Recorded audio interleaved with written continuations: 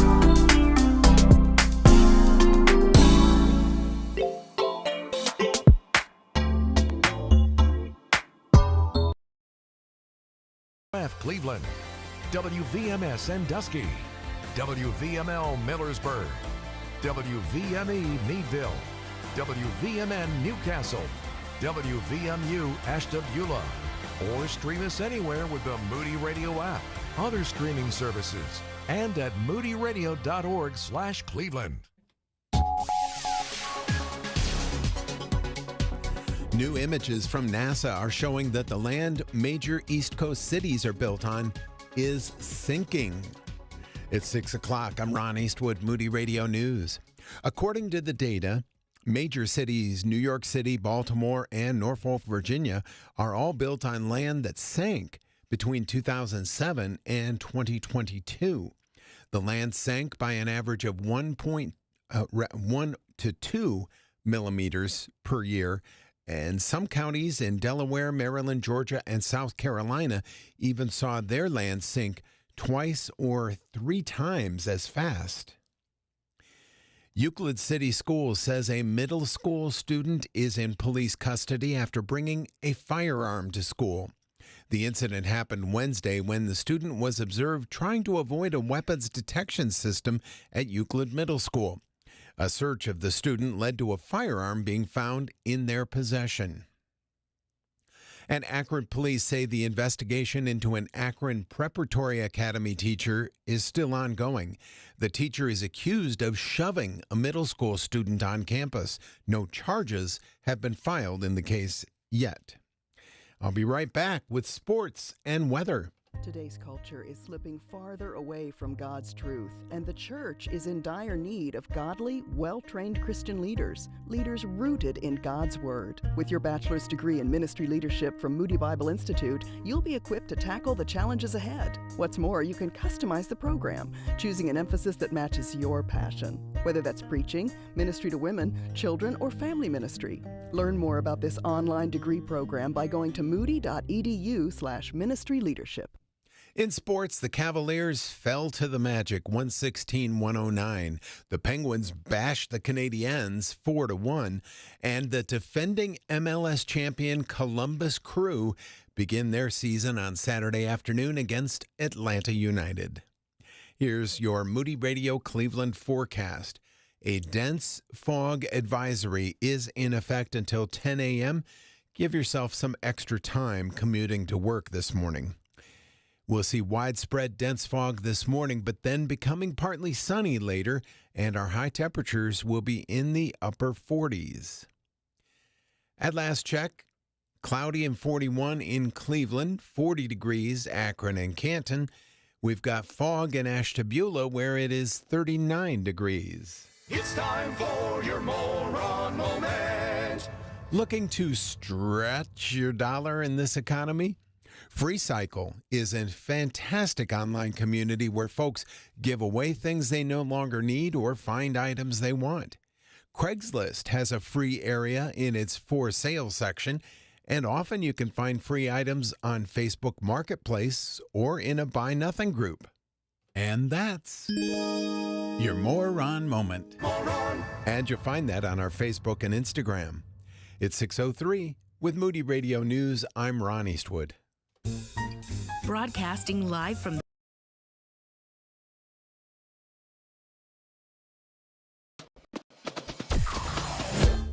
Mornings with Brian. Moody Radio Cleveland. 103.3 at 6 to 9 a.m.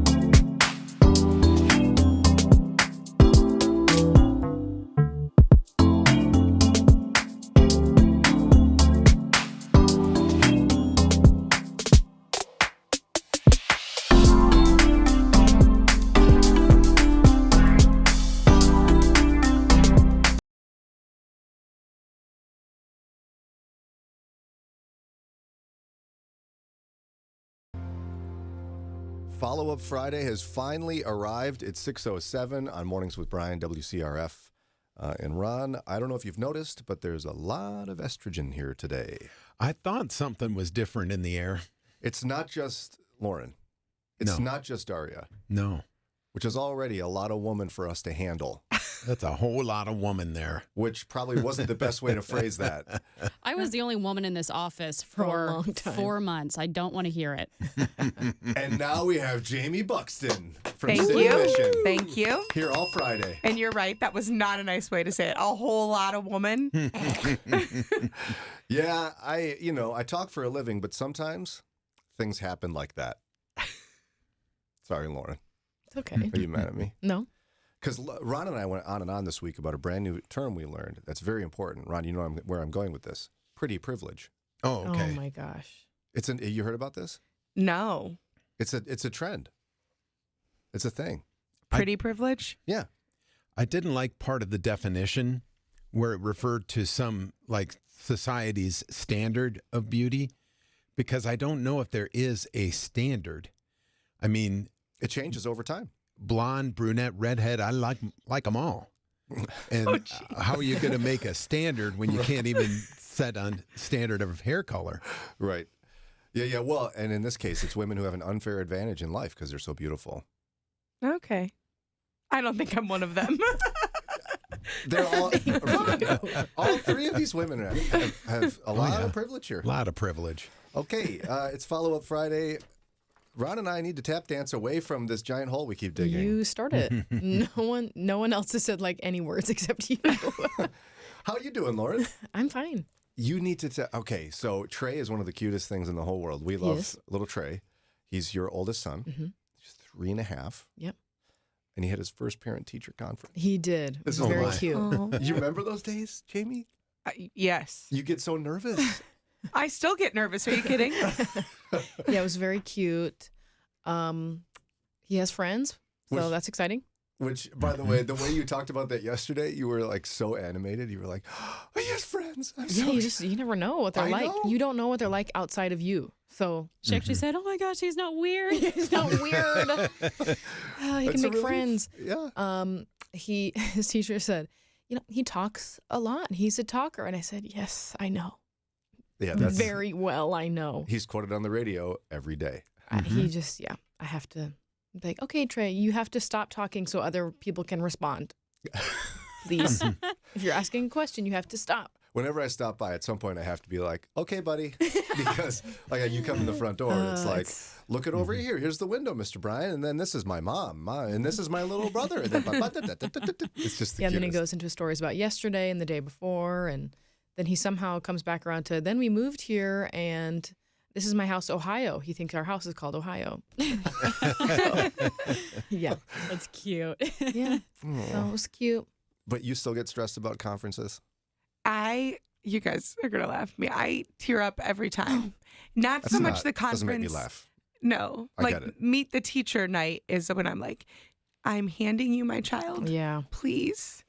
Like, listen to me when I tell you this one is this way and this is what he needs. And if you just do this, you will get the output you expect. You'll get a sweet boy. But should you not?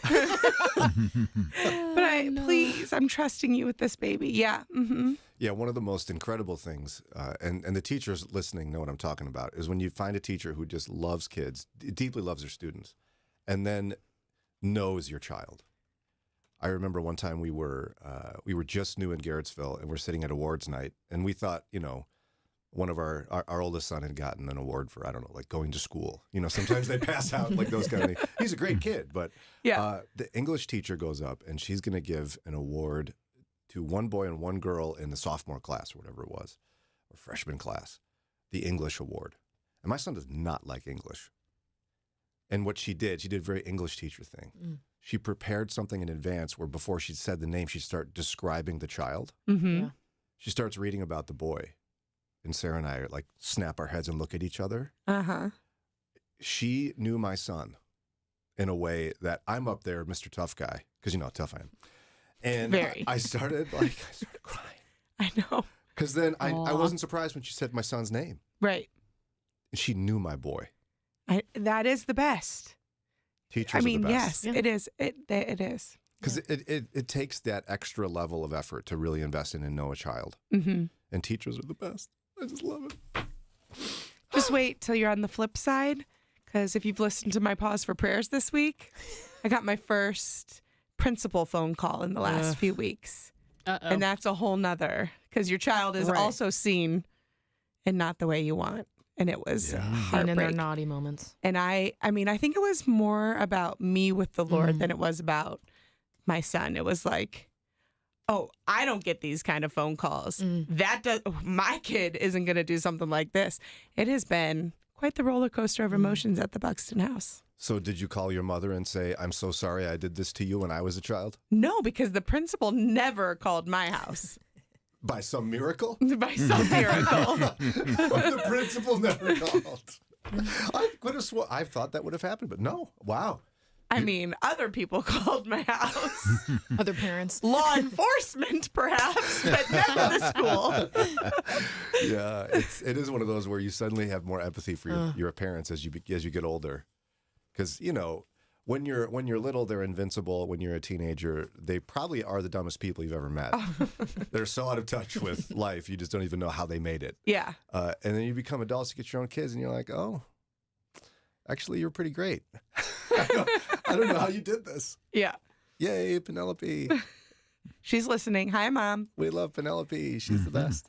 She's on her way to my house right now to help Sean hold down the fort. Sean, your husband is fantastic. We love him. All right, it's Follow Up Friday. That means we can cover whatever topics you want to revisit. There's a couple of really good ones. I want to get Jamie's take on this. There was a wonderful article about 16 ways to provoke your child to anger.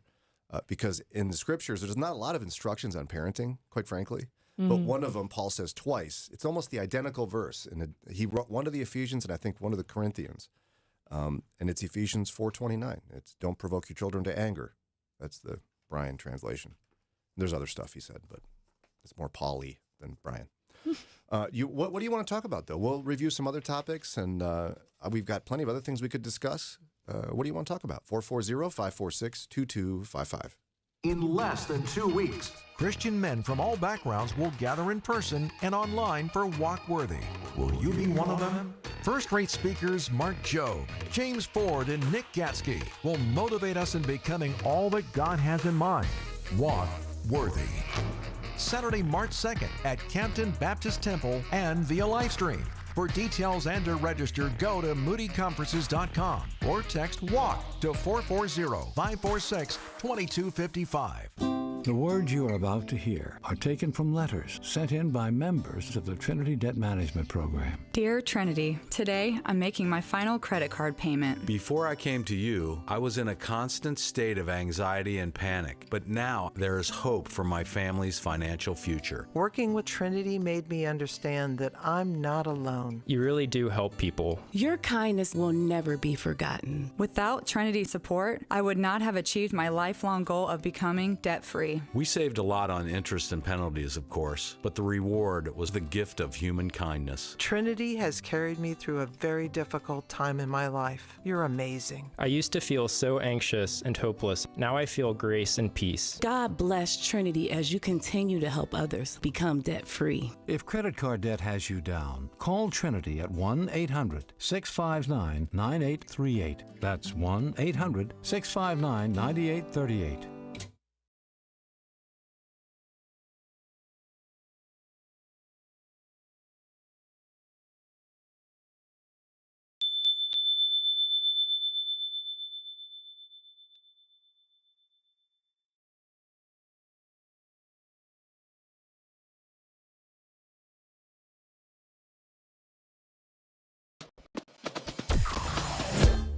Mornings with Brian. Moody Radio Cleveland. 103.3 at 6 to 9 a.m.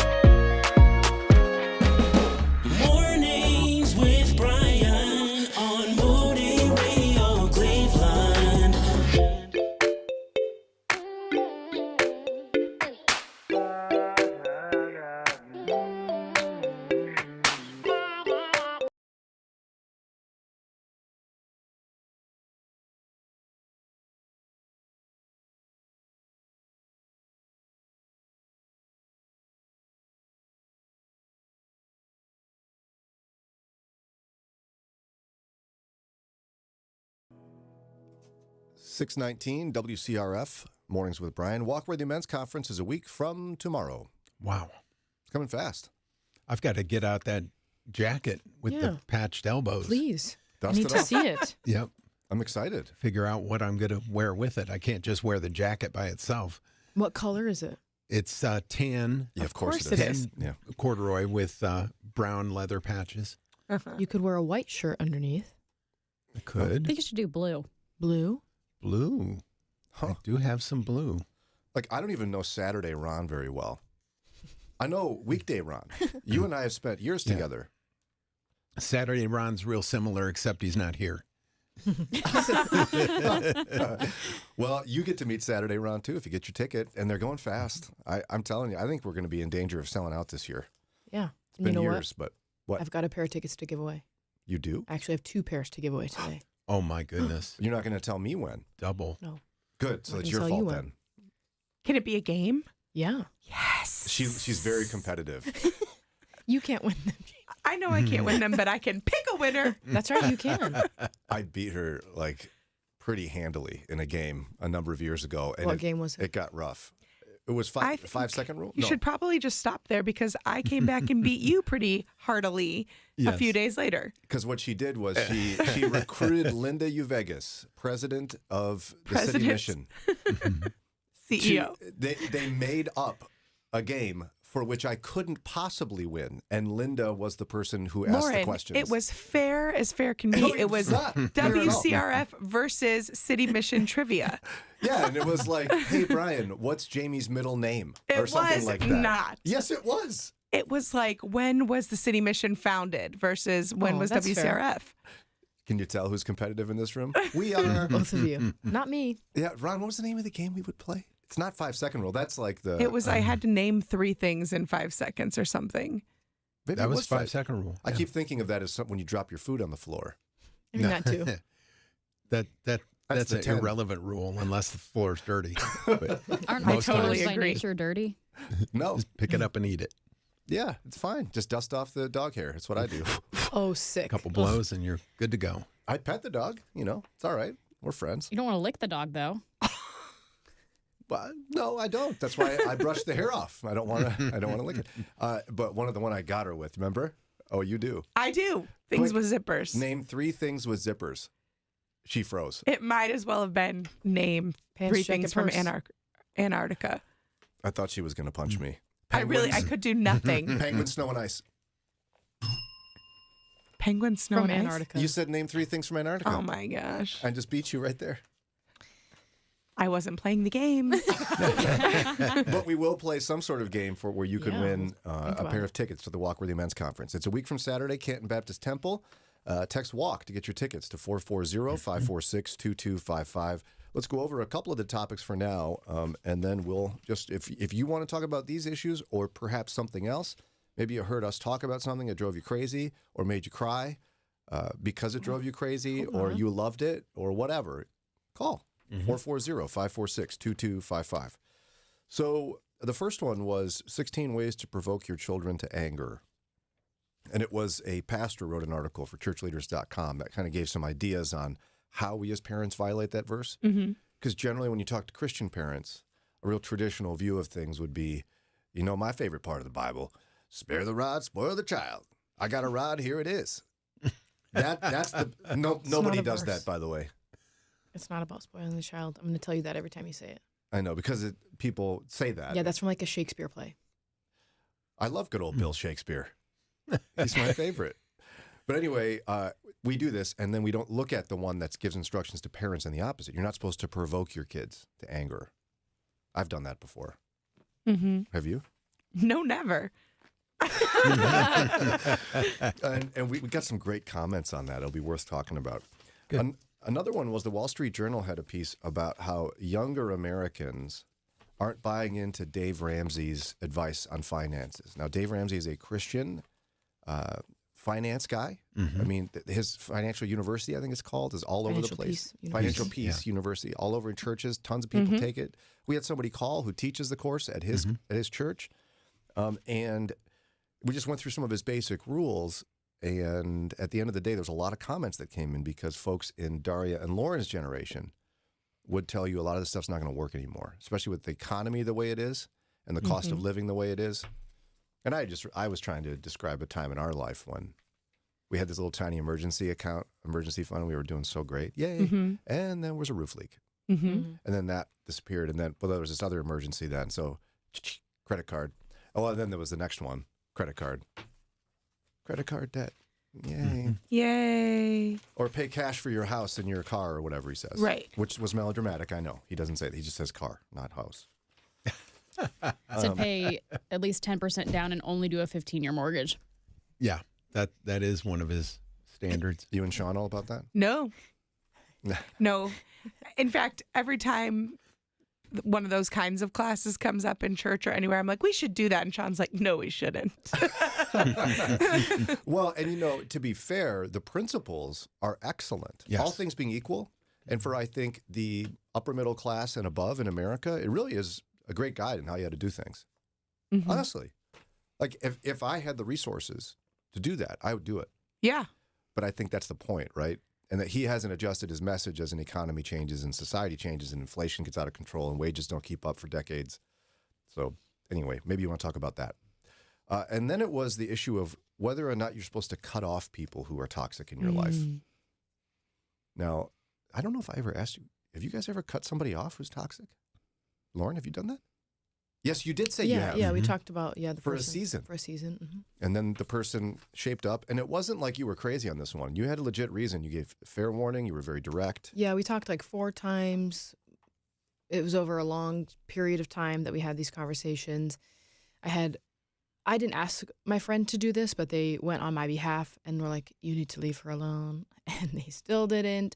So then I was like, okay, we have to be like for real done because you're not like respecting what I've asked you to respect. I so admire her directness. I know. Isn't it great? Yes. And you know who else has that? Daria. Yes. Daria, have you ever done that where you cut somebody off? Toxic somebody? I don't think so. When I was younger, there was a friend I had a falling out with. I wouldn't call that a toxic situation. I haven't had that situation where there's been like someone who's really close to me who's become quote unquote toxic. It's just been like maybe an acquaintance. It's like, okay, we can't do this anymore. But and you just don't- kind of like slowly separate because you're like, I don't Yeah. need to be around that. Yeah. You drifted apart. Yep. Now, you don't have trouble being clear with people. It depends. Really? Really. Yeah. What is this rare like solar eclipse moment where you wouldn't be direct and clear? Like I kind of alluded to when we talked about this last, conflict kind of bothers me. I'm not really good at it. Wow. I would have never guessed that about you. Yeah, I'm kind of a people pleaser at heart. I didn't know that. Mm-hmm. Oh, we think you're great. You don't have to try. Oh, Right. thank you. But no, I mean, That means it's working. I love Daria. These two, I admire this about them. They're very direct. It's one of the reasons we have them around here. Ron, you like everybody. You've never had to cut somebody off. People Yeah, cut you off because you're too nice. I was trying to think. There was a toxic person I worked with, but I got let go from that company, so I didn't have to be that was around that. him. Yeah. Yeah.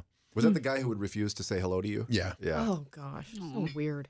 Yeah. To Ron Eastwood, I know. of all people. Nicest person ever. My granddaughter's going through a toxic separation right now. With like a good friend. Yeah. Those are hard. Yeah. This good friend that they've done everything together for a couple of years, and now she's organizing like there's 4 of them in the neighborhood, and 3 of them get together without Lexi, and do those kind of things. Brutal on kids. Brutal. Yeah. So we don't need her because Lexi's cuter than her anyway. That's right. Nah. I tried to hit my bell like 6 times. So I actually had one I haven't shared yet. Maybe I'll share it later. Sure. What do you think? But I did have a guy. I had to tell him, listen, if you can't, like, if we keep doing this pattern, we can't hang out. This is just not good for me or you. And then I had 0 friends when he was gone because he was like my only friend at the time. Okay. Political ads. The Wall Street Journal, again, as we looked at a lot this week, actually. What have negative political ads done to us? Like how negative it is. In fact, there were some shocking things we learned in that article where this is going to be a record election year in spending. $10 billion is the production. or is the projection for how much people will spend on ads. It's insane. And because of the way campaign finance works out and those like PACs or super PACs and regular PACs and mini PACs and all them, they a candidate, let's just say that Jamie's running for student council president again. Take it easy. You and you're like, I want to run a positive campaign. According to political consultants at this point in American life and in American history, a candidate can only control about 25% of their messaging. Wow. Because about 75% of the messaging comes from super PACs with unlimited funding, and they aren't legally allowed to consult the client or the candidate. And so we try to chat about like what has this done to us as Christians and how horribly it's drifted away from what we're supposed to be as Christians and ambassadors for Christ. And how quickly we devolve into, yeah, that's right. That guy does have horns he hides with his big hair or whatever. And he's, or that woman really is like the worst thing ever. Yeah. I don't know. It's terrible. Lauren sounds just like that at dinner too, I've heard. Mm-hmm. No? He screeched just like that. Trey won't eat his vegetables. He ate 2 carrots yesterday, people. 2? It was like the best day of my life. Like whole carrots or like the little discs? They were actual big carrots that I had to cut up. It was a beef stew. Oh, good for him. So they were big discs. I was so proud. Nice. Couldn't believe. My boys still don't eat cooked vegetables, but they'll eat raw ones. So just... Oh, good. Hey. Keep going. Just keep presenting it to them. They'll eat it. One of my kids is now reduced to corn dogs, tortillas. I love Teddy. Teddy is my spirit animal. It's my Teddy, yeah. Corn dog. He'll be like, yesterday, I was Those are going my to favorite have foods. 3 corn dogs, Dad, but I feel like I should just pace myself and have 2 so that I could have 3 next time. Oh. It's like, Those are my favorite all foods. right, Corn son. dogs and tortillas Yeah. are my favorite foods. That's so funny. The tortillas, we can't keep them at our house. Like I'll go to make like actual dinner, what we bought the tortillas for, and 20 are gone in like 2 days. And because tortillas are the snack of choice. now, see, some kids might go, oh, I'll make a quesadilla. I'm going to put some cheese in there. Oh, no. Well, Teddy has them plain, or when he really is feeling excited in life, he'll sneak into the kitchen, grab a handful of chocolate chips, and make a chocolate quesadilla. Well, see, no, I have respect for He that. will. Like goes on the stove and everything. And one time, that was me, by the way, making that sound. No, it was not. I did Yes. this week. I made that Ron sound this week. clipped It scared Daria, and so Ron captured it. There's actually on video, I almost spit out my coffee. Like I had just taken a sip and I about choked. It is creepy. It was my nerd laugh. It really is me. I can make lots of different sounds. Good for you. And your kids can make chocolate quesadillas. And Teddy also will. His other specialty is Nutella quesadillas. Now that would be my That's good. Judah, but no one in my house like has enough energy. They just need the tortilla so badly. Yeah, just Nobody roll it puts up. anything on it. I mean, I don't get it. My brother was the exact same way. From like, I don't know, 8 to maybe 12, he just ate just ate tortillas. What? Sometimes there was cheese on it. It was almost just tortillas. I'm here for This it. one does it. I'm here for it. You eat plain tortillas. One time for like a work something, I had to ask. They were like asking what's your favorite snacks or whatever, and I was at home. I was like, Eddie, what's my favorite snack? And he goes, tortillas. So yeah, I don't get it. Just plain. I love tortillas. Yep. Just roll it up. Just roll it up and eat it plain. Mm-hmm. See, I start to question things like, were there tortillas when I was a kid? Like I didn't know anyone that did that back in the olden days. I don't know what they put in there, but Did you do that as a kid? no, I don't remember like what my snacks were. Penelope wasn't like, if I told you once, I've told you twice. Stop eating the tortillas. No, but I think girls are a little different. I mean, this Except whole Lauren. thing of having this many kids. Well, no, I mean, I had snacks. yeah, come on. I'm sure I had Allowed something. to eat, Brian. I mean, I'm a thick girl because I like some carbs. But it wasn't tortillas. Doesn't tortillas. But Yeah, I don't know. Sean bought a 10-pack of donuts this week, and they each had 4 packs of donuts. It was gone in less than 24 hours. I was like, where are all the donuts for 4? breakfast, guys? Oh, yeah. 4 sons. Yeah. So. Oh, yeah. But I think it's Just- 1 or 2 that are doing most of the eating. I've got kids that hide food. I hate go the grocery hiding. shopping and they see something they like and they get mad because last time my brother ate all of it. So we steal it and hide it in our bedroom. Oh, I hear it. I hear the pantry. and then you hear the rustle of the packaging, and then the race up the steps. I'm like, I know you're eating tortillas or donuts. But you got so many kids, you just kind of go, I'm not getting up. I'm like, what are you going to do? You don't have to hide it. Just eat it in front of me. I know. And then I'll at least know we can't have tacos tonight. Right. I don't know how many times it's happened where I go to make dinner and one of the main ingredients is gone. Yes. Oh, that would it's a weekly enrage me. occurrence. Well, you must just buy enough tortillas for snacking, and we haven't gotten there. Well, I guess there's just no end to the snacking. That's the problem. Well, my son's just not old enough to know he's allowed to go get stuff by himself. Just you wait. Oh, yeah. Another year or so. I'm gonna have to hide my groceries. What am I gonna do? We had a Christmas party for the station where we were at our former station manager's house, and my son Teddy kept finding a way, no matter where the cookies were placed, to sneak in quietly and steal the cookies. You remember this? Were you at that party? I don't think I was at that one. You just needed some cookies. Teddy, I'm serious. This kid is like a ninja. He's my spirit animal. He's so loud in every other circumstance, but if that kid finds sweets somewhere, you will go in the kitchen and there'll be a chair that he found to climb on the top of something. We used to put stuff on the fridge and he'd sob until he'd find a way to get on top of the fridge. Yeah. He could do it. We put a bin of all the Valentine candy on top of the fridge, and they were off school Friday and Monday, and I walked out into the kitchen and there was like a chair and then something on top of the chair, and I was like, somebody got into the Valentine candy. Like, and they didn't just move ask. it back. What? They didn't move it back. No, it's right there. I'm like, someone could have died in the kitchen hide this the morning. evidence. I know. Hide the evidence. No. Goodness sakes. All right, time for a quick break. I'm super late, but more Follow-Up Friday coming up. Call or text with what you want to talk about. 440-546-2255. I'm Joy Traxel, and this is Pause for Prayer. The other day, God woke me up to pray. As soon as I was awake, a picture came into my mind. It was a row of houses that looked identical. The kind of neighborhood where a visitor could be confused if they were visiting for the first time. The only thing different about each house was what was inside.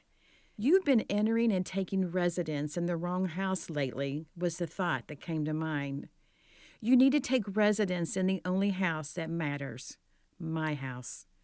It was a great reminder from God for me to focus on Jesus and Him alone.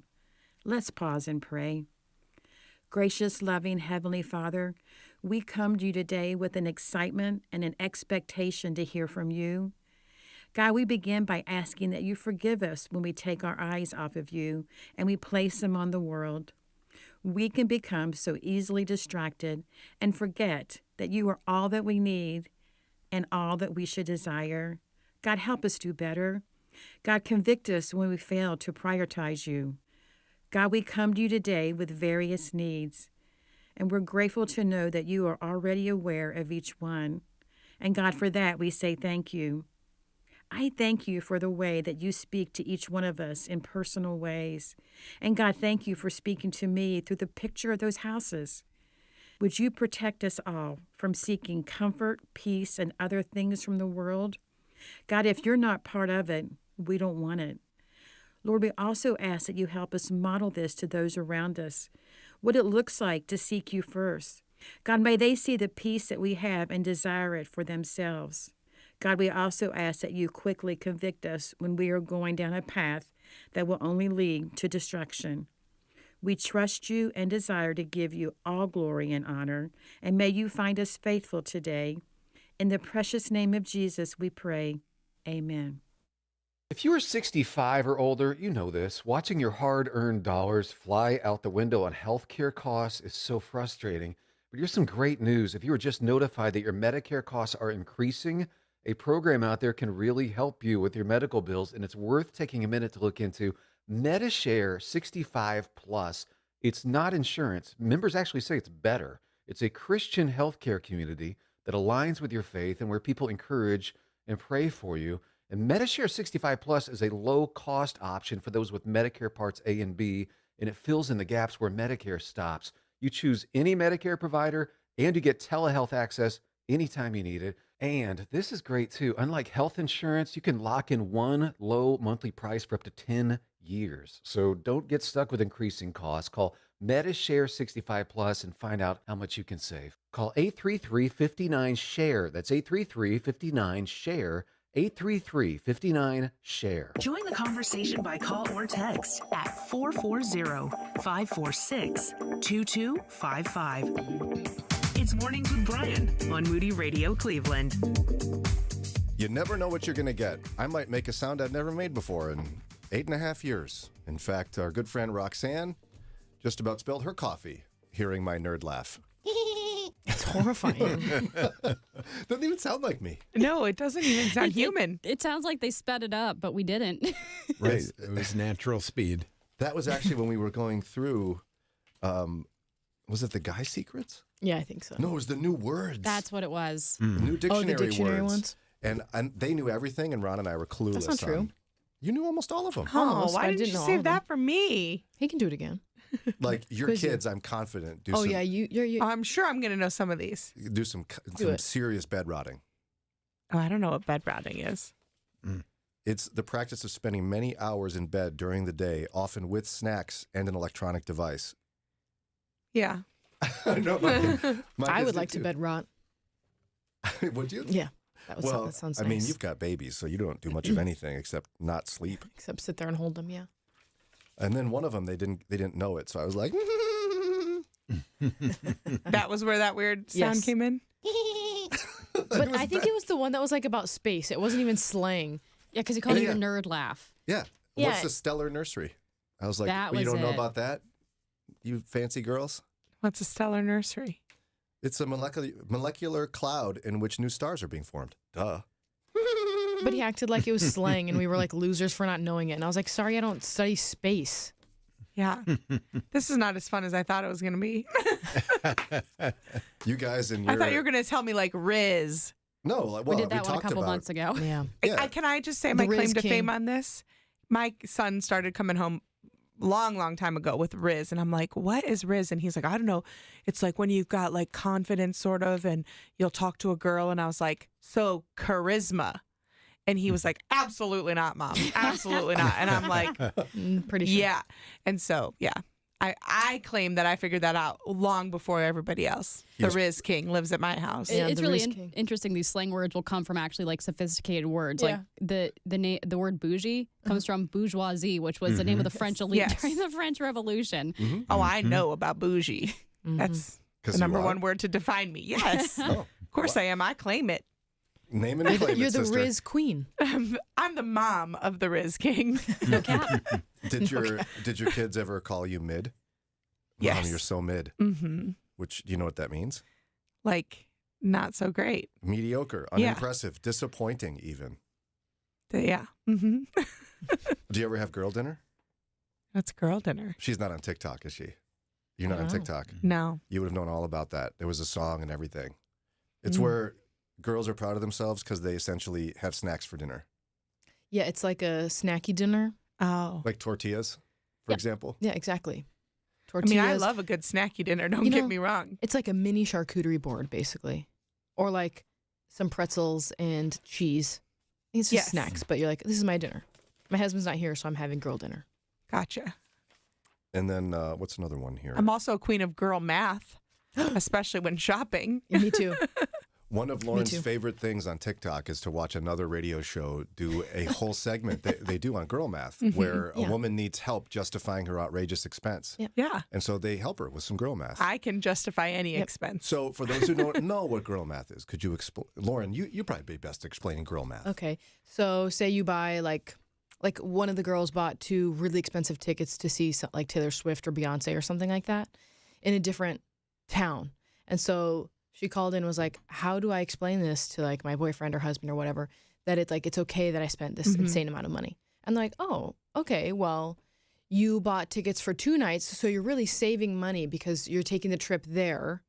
And so you're staying longer, so you're saving money because you're staying longer. Does that make sense? And so then they start saying, well, so really it's only the cost of one night. Yeah, so it's only the cost of one night because you're saving money that way. It's like a 2-for-1, even though it's not. Yeah, you got the airline tickets on sale, so that's basically free money, or and it's just stuff like that. You get it back, basically back down to zero or a profit. So you do this to Sean Buxton? Yeah, I actually just had to do some girl math the other day because I'm going to take a training and I'm feeling a little intimidated, so I needed new clothes for said training because, yeah.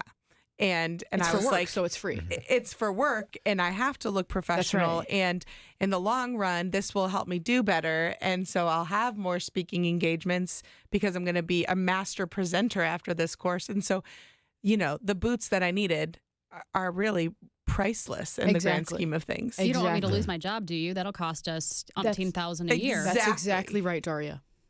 Ron, could you help me out here, Ron? How do you feel about girl math, Ron? My head's spinning. Or you could I used a coupon at Meijer this weekend, so I saved $10. So I'm going to go use that $10 for something else because it's basically free. Yes, that's even better. It's not, though. Or Yes, when it I is. only go back to Kohl's because I have Kohl's Cash, but It's I free. know that I'm going to spend more than the $5 that I have in Kohl's Cash, but the $5 requires me to use it. Yep. Or, honey, you worked overtime this year, so I'm going to Yes. cash out all your overtime. That's right. To spend on my That's right. needs and wants. This sounds very sensitive. Is this close to home, Ron? Aren't we due for a break? As a matter of fact, we are. It's time for a quick break here on Follow Up Friday, 440-546-2255. Attention all high school students and parents. We invite you to visit Moody's campus in the heart of downtown Chicago, in person or virtually. Experience life as a Moody student by scheduling an individual visit to campus with your family. We are excited to welcome you to learn more about whether Moody is right for you and your student. Meet with an admissions counselor and sit in on class in person or through Zoom. Schedule your campus visit today at moody.edu/experience Moody. What does it mean to love God with your heart, soul, mind, and strength? How do you do that? This month in the Today in the Word devotional, you'll gain a better understanding of this commandment and learn how to love God well. You'll also have access to a companion study for your family. Re-examine what Jesus calls our central purpose and highest goal. Download the free Today in the Word app or get a daily email in your inbox. Sign up at todayintheword.com. Moody Radio is thankful for support from Kingdom Story Company. From the creators of Jesus Revolution comes Ordinary Angels, inspired by the incredible true story of a hairdresser who single-handedly rallies an entire community to help a widowed father save the life of his critically ill young daughter. A film for the whole family with Hilary Swank and Alan Richson. Rated PG, parental guidance suggested. In theaters now. More information at ordinaryangels.movie. Your day is starting off strong with Mornings with Brian on Moody Radio Cleveland.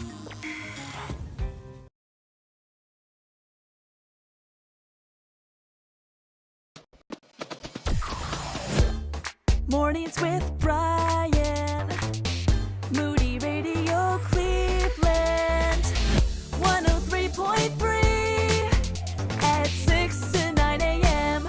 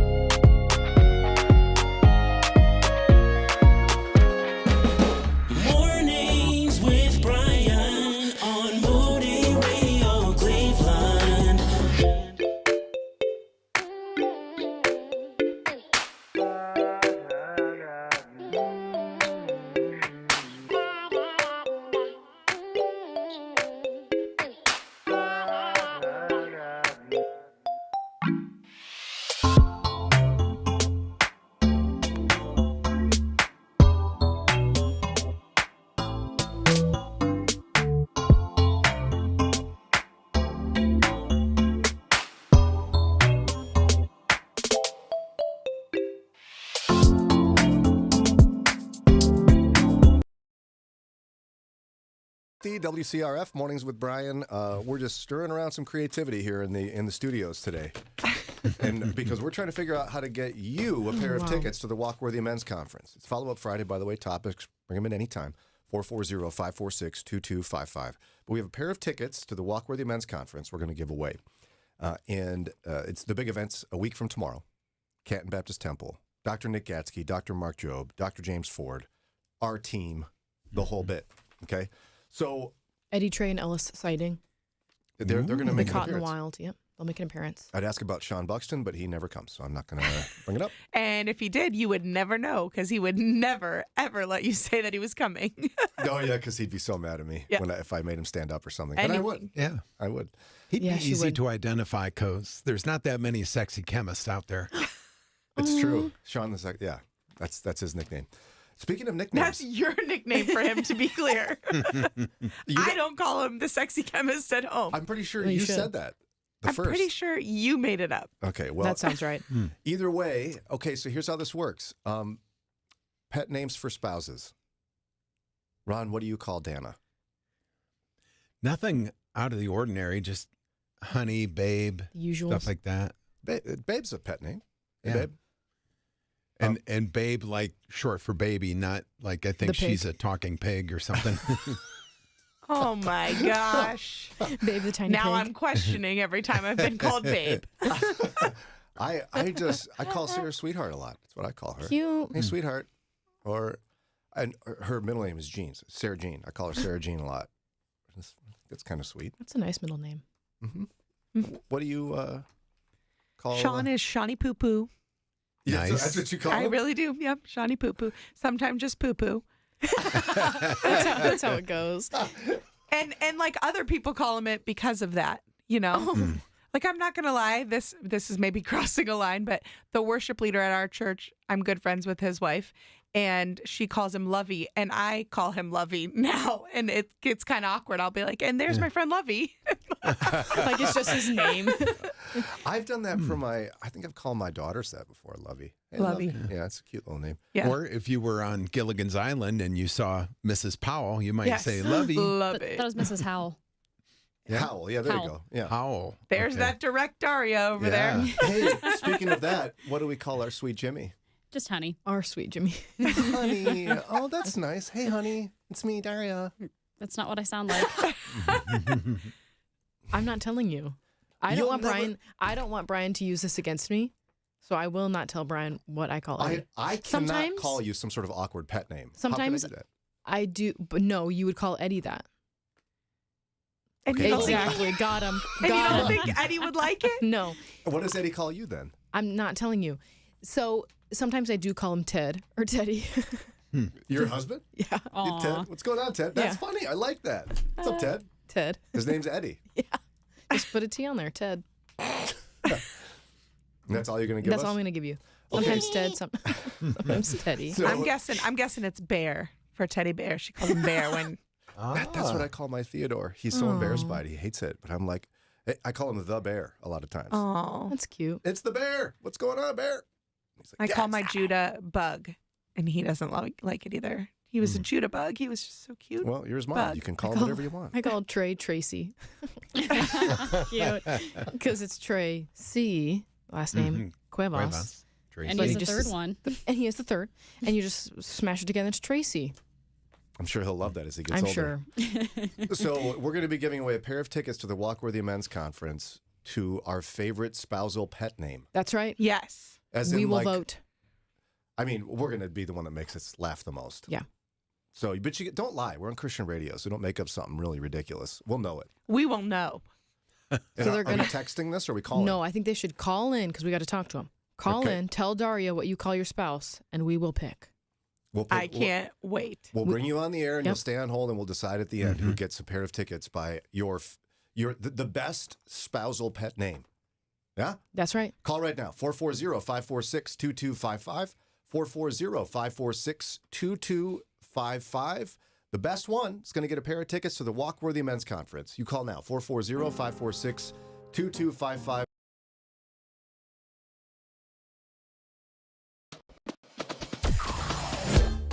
Mornings with Brian. Moody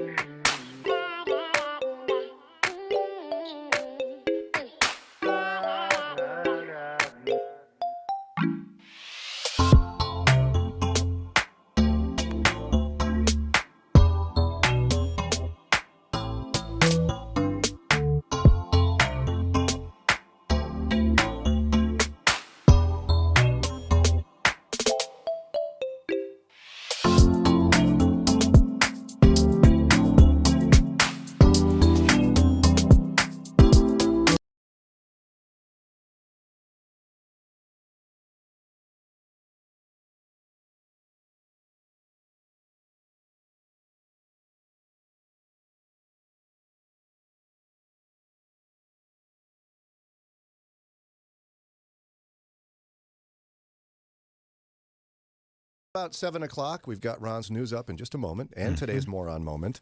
But first, we have a pair of tickets to give away to you said you held 3 fingers up, but it's a pair of tickets. You're telling me, okay, I got you. I know what I'm doing.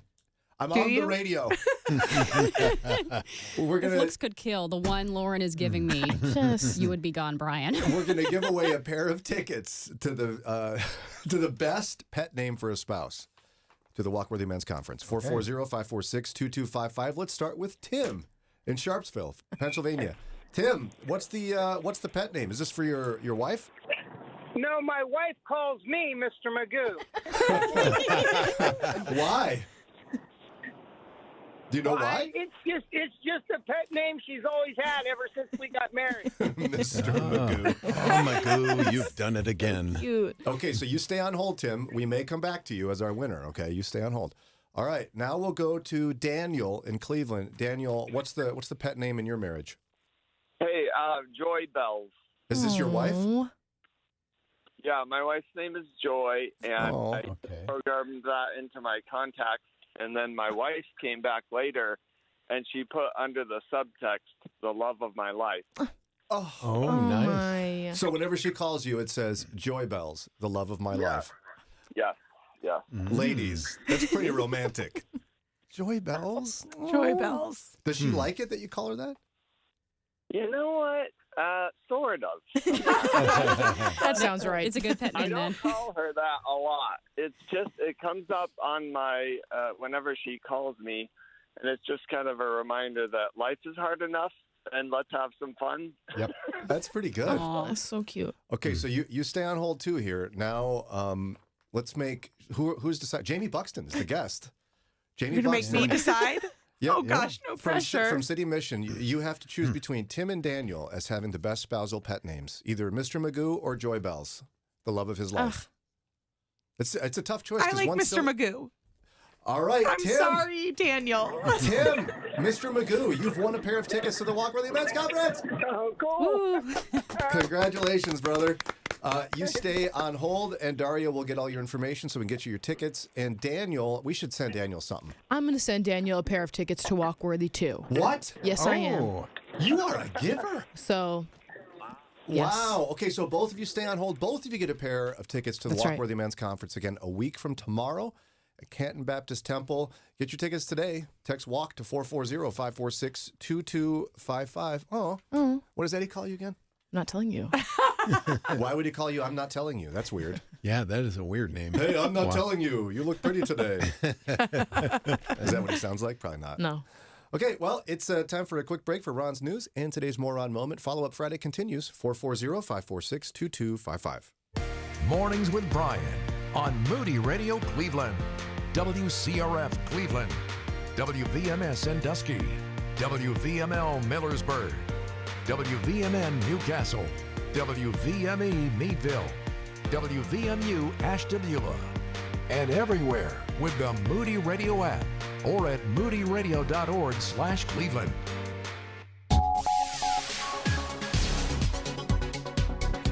The first U.S.-made spacecraft to touch down on the moon since 1972 made history with its successful lunar touchdown. It is 7:03. I'm Ron Eastwood, Moody Radio News. Houston-based Intuitive Machines guided its Odysseus lander onto the moon Thursday. It marked the first touchdown by a U.S.-built spacecraft since the Apollo 17 mission. A Stark County jail inmate is accused of assaulting a corrections officer. Officials accuse the inmate of attacking an off-duty officer from behind, grabbing the officer's keys, and putting them into a cell. The officer was treated at the hospital for injuries, but since has been released. Ohio Cannabis Control Director Jim Canepa says he plans to approve recreational marijuana licenses in September. Roughly 300 businesses in Ohio will be able to sell recreational pot after September 7th, unless state lawmakers issue changes before then. Sports and weather coming up in just a moment. If you're looking for a way to leave a legacy that will help many hear the gospel, consider including the Moody Bible Institute as a beneficiary within your will, trust, or other estate planning documents. This is a wonderful way to steward well and extend your partnership with Moody beyond your lifetime. To learn more about the benefits of remembering the Moody Bible Institute, Moody Radio, and your other favorite Christian ministries with a legacy gift, go to moodylegacy.org. That's moodylegacy.org. In sports, the Cavaliers fell to the Magic 116-109. The Penguins bashed the Canadiens 4-1. And the defending MLS champion Columbus Crew begin their season on Saturday afternoon against Atlanta United. Here's your Moody Radio Cleveland forecast. A dense fog advisory is in effect until 10 a.m. We will see that widespread dense fog this morning, but then it'll slowly become partly sunny with highs in the upper 40s. And at last check, we did have cloudy skies and fog in Cleveland, 40 degrees. Fog in the Akron-Canton area where it's 39, and no surprise, fog in Mansfield where it is 40 degrees. It's time for your moron moment. Looking to stretch your dollar in this economy? FreeCycle is an online community where folks give away things they no longer need or find items they want. Craigslist has a free area in its for sale section, and oftentimes you can find free items on Facebook Marketplace or in a Buy Nothing group. And that's your Moron Moment. Moron. And you'll find that on our Facebook and Instagram. It's 7:06 with Moody Radio News. I'm Ron Eastwood. Broadcasting.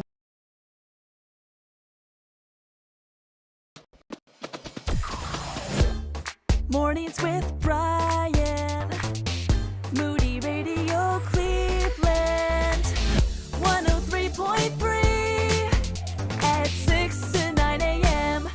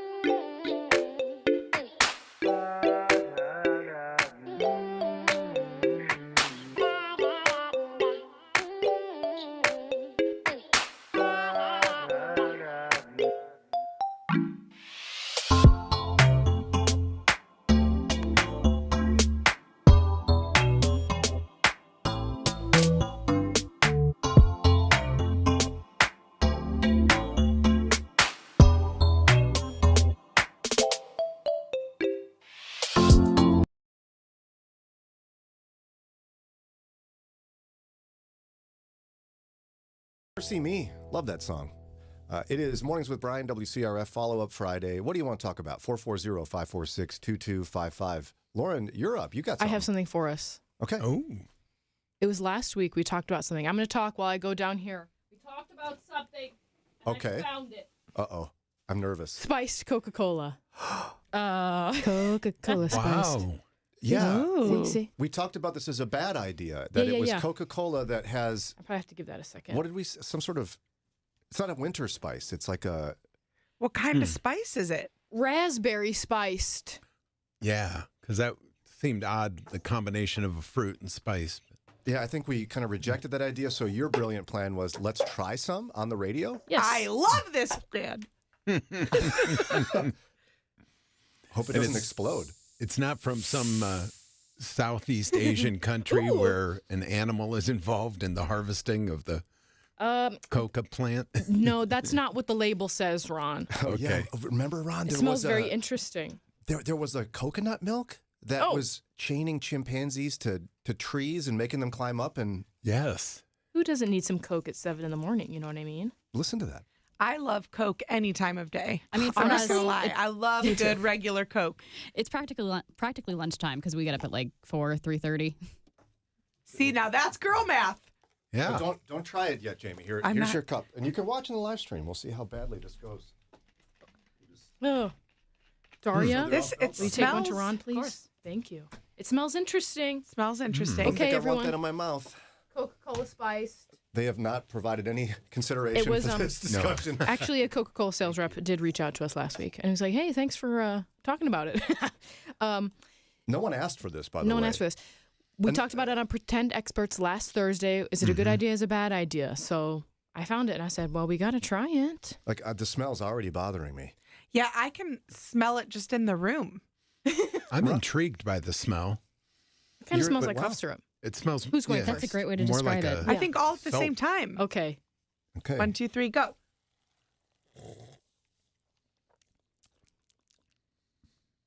It hurts my things back here. You know what I'm talking about? Like the back of your mouth. Yeah, when things are too sweet. Yeah. Oh, yeah, I felt that. Yeah. Whatever Gets those it are right in the back back. there. Yeah. It's not My jowls.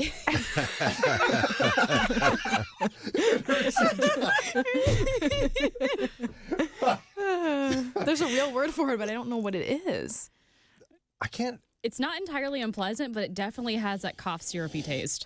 Yeah. But the weird thing to me, it smells stronger It than it definitely, tastes. yes. It's... Like, I can't necessarily taste all that much different. And I wouldn't call that spiced. I would just call it raspberry. Raspberry cough syrup. Coke. Yeah, I don't It's not as strong as the cherry flavor. But I love cherry Coke. Yeah, I Yes, love me see? some cherry Coke. And again, I want to go into the boardroom where these things happen. No one asked for this. Can we just... Well, no, never mind. I was going to... A competitive... Remember Clear Pepsi? I would Yes. love for some Clear Pepsi to come back. Oh, yeah. It was awesome. This makes my tongue feel weird. Well, Oh, there no. you have Daria's having an allergic reaction. Chris texted in to say, I think those are glands, not jowls. No, there's a word for it. I'm going to look it up. I'm gonna look Taste it up. buds? Your tongue? Trigeminals or something like that. She is looking this up. Triceratops? Was this part of, Trigeminals. Was this part of your training at Moody? No. I'm going to look it up. I'll find it. Don't Yeah, worry. because that didn't That's work. not it. You guys keep going. Okay, well, with that in mind, it's follow-up Friday, and it's spicy. It's not spicy. Except not. What? Trigeminal nerve is the fifth cranial nerve and the largest of the cranial nerves. Its primary function is to provide sensory intervention to the... Is that the word? Innervation to the face and is divided into 3 main branches. The different branches are... Okay, it goes on. But it looks like it's in your brain. It's a lot of words, and It's I back understood here. none of them. How do you drink? Did you pour it inside your ear? Huh? No, I put it in my mouth like everybody else. Well, her trigeminals really don't like the spice. Wow. Trigeminal. Just to be clear. We should ask Shawnee Poo Poo. He's the chemist. Sean's probably tried this. Sean, we are known to try all things diet pops. Diet is so gross. It's... Well, that's what we do at our house. you like diet? Is that what you said? Well, I don't think we prefer it, but we You do it. Mm-hmm. It says it's the nerve responsible for providing sensation to the face. So I was right. It's the sensation back here. You know what I'm talking about. It is hitting me right there. Yeah. See? Wow. But just so you say sorry to me. Okay, first of all, sorry. Third sip, you're going to get a little more spice. Second of all, you think so? What I'm going to say, I've only had 2. I'd rather call it your jowls. Any day of the week. It's 7:15, time for a quick break. We got more Follow-Up Friday. Coming up. Moody Radio is thankful for support from businesses like Dutchman Hospitality Group. Christian recording artist Jason Gray on March 8th at 7 p.m. More information is at ohiostartheater.com. That's ohiostartheater.com. Whether it's news around the world or close to home, bad news of any kind can make you anxious. Yet it's possible to live life with hope and confidence amid the disappointment, pain, and tragedies. Jesus offers good news in a bad news world. Moody Radio has a free list of resources that will show you how you can spread good news in a bad news world. You'll find it at moodyradio.org/resources. moodyradio.org/resources. Moody Radio is on the air thanks to support of listeners and Hawkins Sales. They've been serving the electrical industry nationwide for over 30 years. More information about Hawkins Sales is at hawkinssales.com. No matter your age or season of life, there's always something more to learn and skills to gain. Moody Enrich is Moody Bible Institute's new lifelong learning venue. The focus is on personal enrichment and professional development through video courses and e-courses starting at just $14.99. You'll gain life-changing understanding of Scripture and expand your ministry and professional skills. Explore the courses that may be of help and interest to you. Go to moody.edu/enrich. moody.edu/enrich.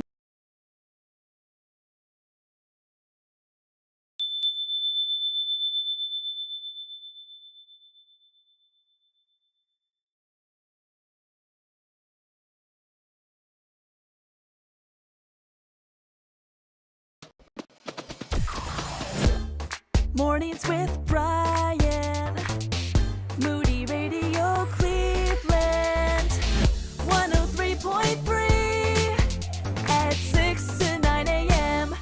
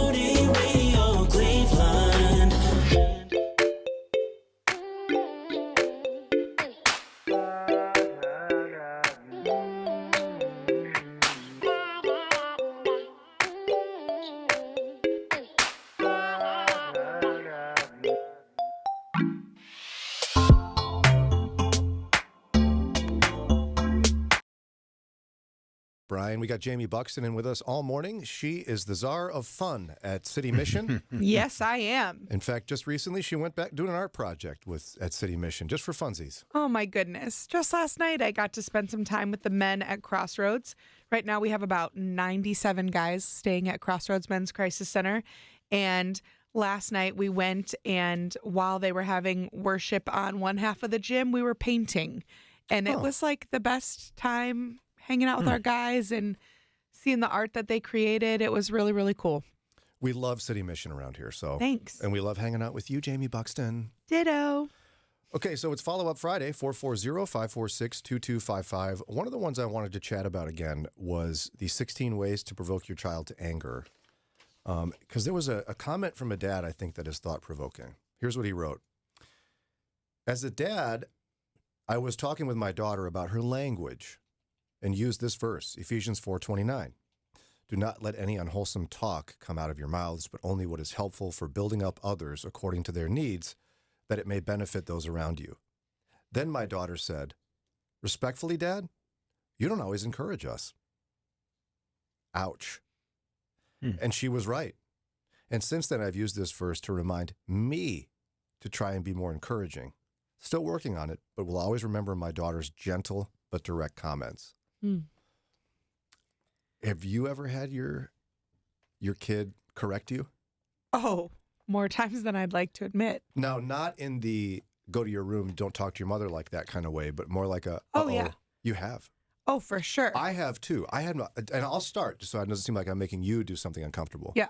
I shared this once before, but I had a time where when my son was younger, one of my sons was younger, he looked at me and said, Dad, he was getting in trouble for something. You're not a very good example of a Christian. Ouch. And I had to sit him down and go, you're right. And I use it as a chance to share what the gospel is. But that one stung. Yeah. Yeah, and so you've had this before where your kid has corrected you in a way that's like accurate. For sure. I can't think of it. I can't think of a absolute example. You try too hard as a mom. Stop it. You love us too much. No, that's not it's overwhelming. No, I'm trying to think. But it's happened, nonetheless. For sure. I like to make everyone have fun and feel comfortable. And I want to say this was real recent that I was like trying to chat up with my oldest son and some of his friends and just be fun and I just went a little too far and said agreed with them in something they were saying about another person. And my son looked at me in the rearview mirror like, you can't say that. And I was like, I guess he didn't actually have to say anything. It was a look. His face was and I wanted to I was like, I shouldn't have said that. I'm sorry. We were talking about another kid, trying to build them up, and I tore somebody else down. A kid, no less. Super mom, super Christian. No, I appreciate you sharing that because we've all been there. You're not the only one. Yeah. Ron, do you remember a time any of your kids corrected you? I know you're like just below Jesus in perfection, like tied with Paul. But yeah, I was trying to think of the specifics, but it's happened. Yeah, my daughter said something to me about it was dealing with when you do something wrong, you need to say you're sorry to your brother and explain, you're sorry for what you did, not you're sorry that he's crying or something. And so we went through that. And then she kind of said to me, well, what do you do when you're wrong? And it kind of stung because I'm like, well, I have to think of a time when I'm wrong. and then, that kind of takes you back oh, well, I'm wrong quite a bit, but, usually it's not something that involves the kids, or at least I don't think, but I had to become much more aware. Now, I think some of us grew up in an environment where we didn't have necessarily permission to do that. Like correcting a parent would have been cause for consequence, wouldn't you say? Yes. So you're saying you didn't have that permission to do it? No, it would have been a backhand. Now, okay, so one of the consequences of that culture changing, right, is perhaps the idea now that you must earn respect from an adult. You follow what I'm saying? Like kids don't necessarily automatically give people respect for position. But I also don't think it's necessarily healthy for us to not give our kids permission to correct us. I'm asking. No, I agree. But I'm not sure really what has changed in the culture that, I don't feel like my parents were bad parents. I just would have never thought to correct my mom or dad. Doesn't mean I thought they were perfect all the time, but I wouldn't have. Yeah. I would have never been like, did you actually mean to say that to me like that, Mom? Like, I mean, unless I wanted to, there would have been no respect. It would have been just straight talking back. But I love that my kids do. It doesn't mean I like it, but I love that they do it to me. Why do you love it? Because somebody's aghast by this. Because in my circumstance, I'm the same as you. I had a great upbringing, and yet the thought never crossed my mind to speak out loud words like that. I might have said them in my head. Right. But I would never dare say them out loud. I love the relationship that I have with my kids. And I love that there's accountability going both ways. I am not perfect. And I am certainly not perfect as a parent. So I love when they can help me tweak those things. I do not always like it in the moment. I want to be clear. Like, I am not super Christian. But long term, I'm like, I love that my boy saw that and said, that's not like my mom, or that's not who she wants to be. And then we can talk about it and talk about then how they want to be maybe like that or not like that long term, I don't know. I love any excuse to talk to my kids for an extended amount of time. Yeah, I get that, especially the ages they're at. Yeah. So even the hard stuff, I don't care. I've heard Lauren's son correct her. It's so sweet. One of the rules you have is you can't say the phrase "shut up." No, stupid. Stupid is what it is. Stupid.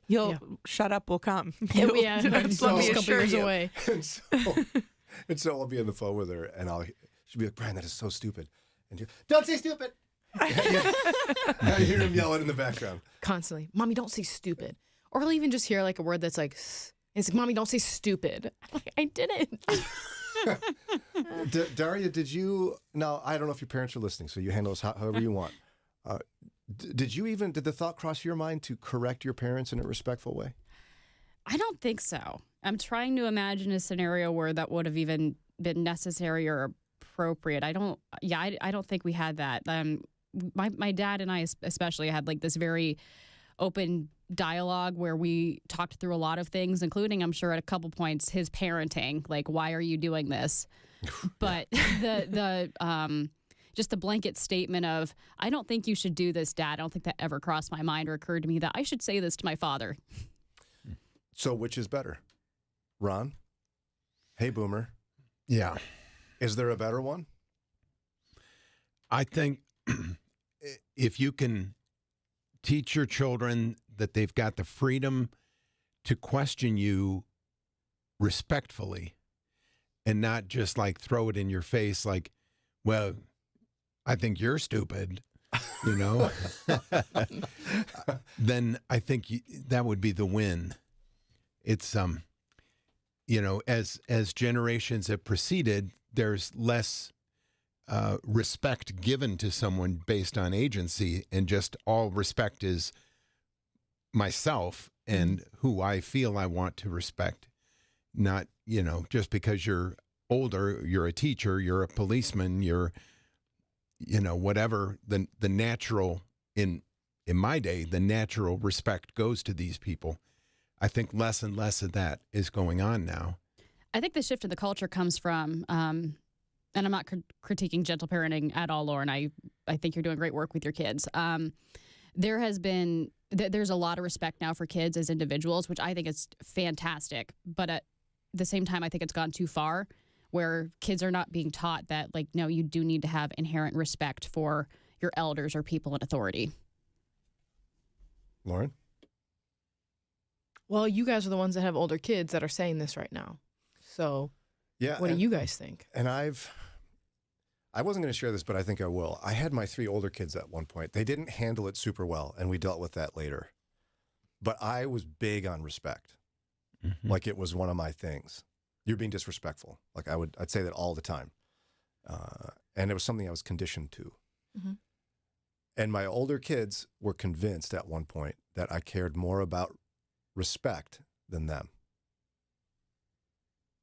And they told me that. That was really hard to hear. And the more I'd spent time reflecting on it, in some respects, I think they were accurate, because I was so focused on them being respectful to me in their tone of voice and their words that it created a barrier for them and for me to actually know them deeply. Because for me to be able to have an intimate relationship with somebody, there needs to be vulnerability and there needs to be an opportunity to mess up. Mm-hmm. And there needs to be an opportunity to share thoughts and feelings imperfectly. Mm-hmm. And if I'm so hyper-focused on respect, I'm going to shut down that opportunity. Right. You'll lose the honesty. Right, because and then they might say something right, but then I can quickly just pull out of my back pocket, you're being disrespectful. Don't talk to your father like that. And it took me, part of, I think, the good work I did on counseling has helped me adjust some of that. And again, they didn't handle it super well, but I think they were right. Mm-hmm.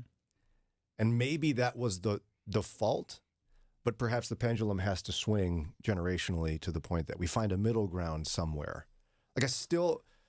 Sarah's talked to me, she'd rather have kids lose their mind at her than not talk to her. Yeah. But what I haven't figured out yet is how to perfectly teach the balance.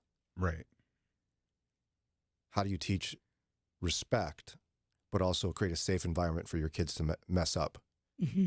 Because how many of us handle it super well? Like if we're upset about something, we're super respectful to the person we're mad at. I mean, come on, none of us do that well. Right. And we expect a kid to do it. Right. Help me, Jamie. No. Have you been there? Oh, yeah, for sure. And I don't know that there is a right. I think I'm a middle ground kind of girl on most subjects. I think what you're trying to teach at home is that vulnerability and openness. And it's okay to lose your mind at home. I mean, I might lose mine right back at you, and then we're going to get through that together. But then also kind of swing that pendulum back the other way. But you do have to give respect at school or on the bus. And sometimes you're going to have a teacher or a bus driver or a ex, that maybe you don't have the most respect for, but you're going to have to give it in some way at school or in whatever situation. But at home, you're safe. And the relationship we have is based on that vulnerability and trust. But at school, it's because that person is in charge of your life. And so figuring out that balance and then how you communicate in those different types of relationships is very different, right? Yeah, no, and my wife, Sarah, I think painted this picture for me well and taught me a lot about this, that idea of it's not that you're not, you just remove the idea of respect. It's that home has to be safe. Yes. A safe place where sometimes you're going to communicate in ways that are not respectful, but it doesn't mean you shouldn't be heard or valued by what you're saying. Right. But you can't act like that to your teacher. Exactly. We've really struggled with this over the years. One of my sons really deals with some anxiety and some OCD, and I had a really hard time with that. It was only coming out at home, and I was like, This is me. This is wrong. What am I doing wrong? Something's wrong in the home. And it took a long time through his counseling where I was involved to understand home is where he feels safe, and that's why this is happening at home. Because you're a good But mom. I was so angry at what was happening, not at him, but what was happening and what was kind of overtaking our lives, it felt like. But realizing, he's safe here. And so these things can. And so for me, that gives us just a different perspective of who we have to be to our kids. We have to be their safe space. And sometimes that does mean that they're going to say some things we don't like. Some may be true, some untrue, and some out of line, some in line. But we have to create a safe space at home. Beautifully said. Thank you for sharing that story as well. I know it's hard to share some of those things on the radio. It's actually easy when you're in the studio. It is. It's just all of us friends hanging out, but we know you're listening. So I know. I forget. No names were said. But yeah, I also have to say that I feel like it's closer to living out the gospel to do what you're describing. Because if we only demand respect from our children, we're not showing them our own fallen nature. Mm-hmm. And grace. We're not showing those things. And I think as parents, we have to find a way to teach our children what the gospel is by how we interact with them. And sometimes it's going to be, Dad screwed up. Right. What you just said is accurate. I don't like how you said it, but you said it, and I'm sorry. I'm sure glad I have Jesus. Yeah. I think we teach our kids a false gospel if we do it the opposite way. Not that it's ill intent. It's like good, well-intended parenting. Like, I want you to be respectful. Right. But the gospel is more nuanced and difficult to live out. 7:35, time for a quick break. We'll continue on with Follow Up Friday with Jaime Buxton from City Mission here, and you, 440-546-2255. When God feels far away, we sometimes start wondering if he's really as powerful as we once thought. But Dr. Tony Evans says power isn't the problem. What is? We'll find out as we spend 2 minutes with Tony. Some years ago, I had a problem in my lawn. My sprinkler system was not working, so my green grass was becoming brown. I called the sprinkler company over and I said, I'm not getting power. The power is not working, so my sprinkler is not coming on. Then, much to my chagrin, they began digging up my lawn. They began going deeper in my lawn. It was not a pretty picture because they're digging my lawn. But then they told me, we have discovered your problem. Your line is disconnected, so you're not getting the power that's available to you. And because of my connection problem, it looked like I had a power problem. Because once they fixed the connection, we experienced the power. See, many of us think we have a power problem when God's saying what you really have is a connection problem. You will be strengthened by the Spirit of God with power, but it starts with the inner man. So it is to the degree that you're going deeper spiritually that you experience greater power. The kingdom of God from heaven visiting you in history. Even if you've never set foot in the church, you can have that connection with God today. It's a free gift. To find out more, visit tonyevans.org and click on the link that says Jesus. Then join us next time for 2 Minutes with Tony. When CareNet conducted a national survey of hundreds of women who'd had an abortion, a stunning statistic emerged. 4 out of 10 women who chose an abortion were regularly attending a church at the time. Abortion isn't just an out-there issue in the community, it's inside the church. Making Life Disciples is an exclusive CareNet curriculum designed to equip churches to provide compassion, hope, help, and discipleship to women and men considering abortion. Making Life Disciples is a simple, easy-to-access training that allows your church to begin a gospel-centered approach to caring for the abortion vulnerable. Transform your church's response to abortion, form a network of security for people at risk, and become a central point of compassion in your community. Learn more about the Making Life Disciples curriculum at care-net.org. Search Making Life Disciples at care-net.org.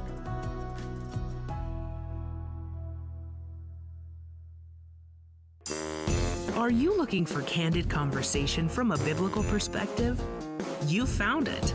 It's Mornings with Brian on Moody Radio Cleveland. 7:38, Follow-Up Friday, 440-546-2255. There's no question the scripture talks about the idea of honoring authority. No question. You're supposed to honor your father and mother. Mm-hmm. You're supposed to honor government authority. Paul wrote about it. Peter wrote about it. And I think one of the ways we translate that is respect. And I think being respectful to those in authority over us is something Christians ought to do. But when we were in the break here, just before the break, Jamie and I were sharing about how hard that is as a parent to, with honesty and grace about our own brokenness and our kids' brokenness, to not just go the easy route and demand constant respect from children, because that destroys intimacy. But the balance is hard. But our friends, the younger folks here, the younger kids, I'll turn up my hearing aids here. You shared some, what did you say again, Lauren? Tell us what you said about respect. I think you can respect someone and still tell them what's true and still correct them. You can be kind and gentle about it, but you can still respect someone and say, hey, what you did actually is unchristlike. Or, hey, you actually you hold us to this standard as your kids. You ask us to do this, this, and this, but you didn't. That's not disrespectful. Following someone's orders is not disrespectful. Or like not following their orders is not disrespectful. Does that make sense? And I think that's where a lot of Christian parents will screw up, right? Because what we do is we presume that you pointing out something I did wrong is disrespectful because I'm your authority and no one does that to authority. No, I guess, no, that's wrong. Because you can still be respectful and be honest. Yeah, I think so. And truthful. Yeah, you didn't ask me, which is surprising. But my mom, if she was on the show, she would tell you I often would correct her on I didn't things. do it on purpose. I know. I'm not surprised that you told your mom when she was wrong. I know. How did you do that in a way where she'd receive it? There were for sure times I did it inappropriately, and that was disrespectful. I was disrespectful in how I talked to her and was unkind in how I talked to her. And I think it just came with time, me learning how to, this is a constant struggle for me, learning how to round my edges, not being so pokey, and just being a little bit more kind and gentle in the way I present things. Pineapple. Exactly. That's why your mother called you a pineapple. Yeah. You're prickly on the outside. Yes. But just learning, like, it took time because I have a bent towards truth telling that it was hard for me not to say, like, well, you did this and that's not right, you know? And I'm sure it was hard for her. Did your parents cultivate that, or is that just how you're wired? It's probably some of both, but it is definitely how I'm wired. Yeah, kids will do that to you, won't they?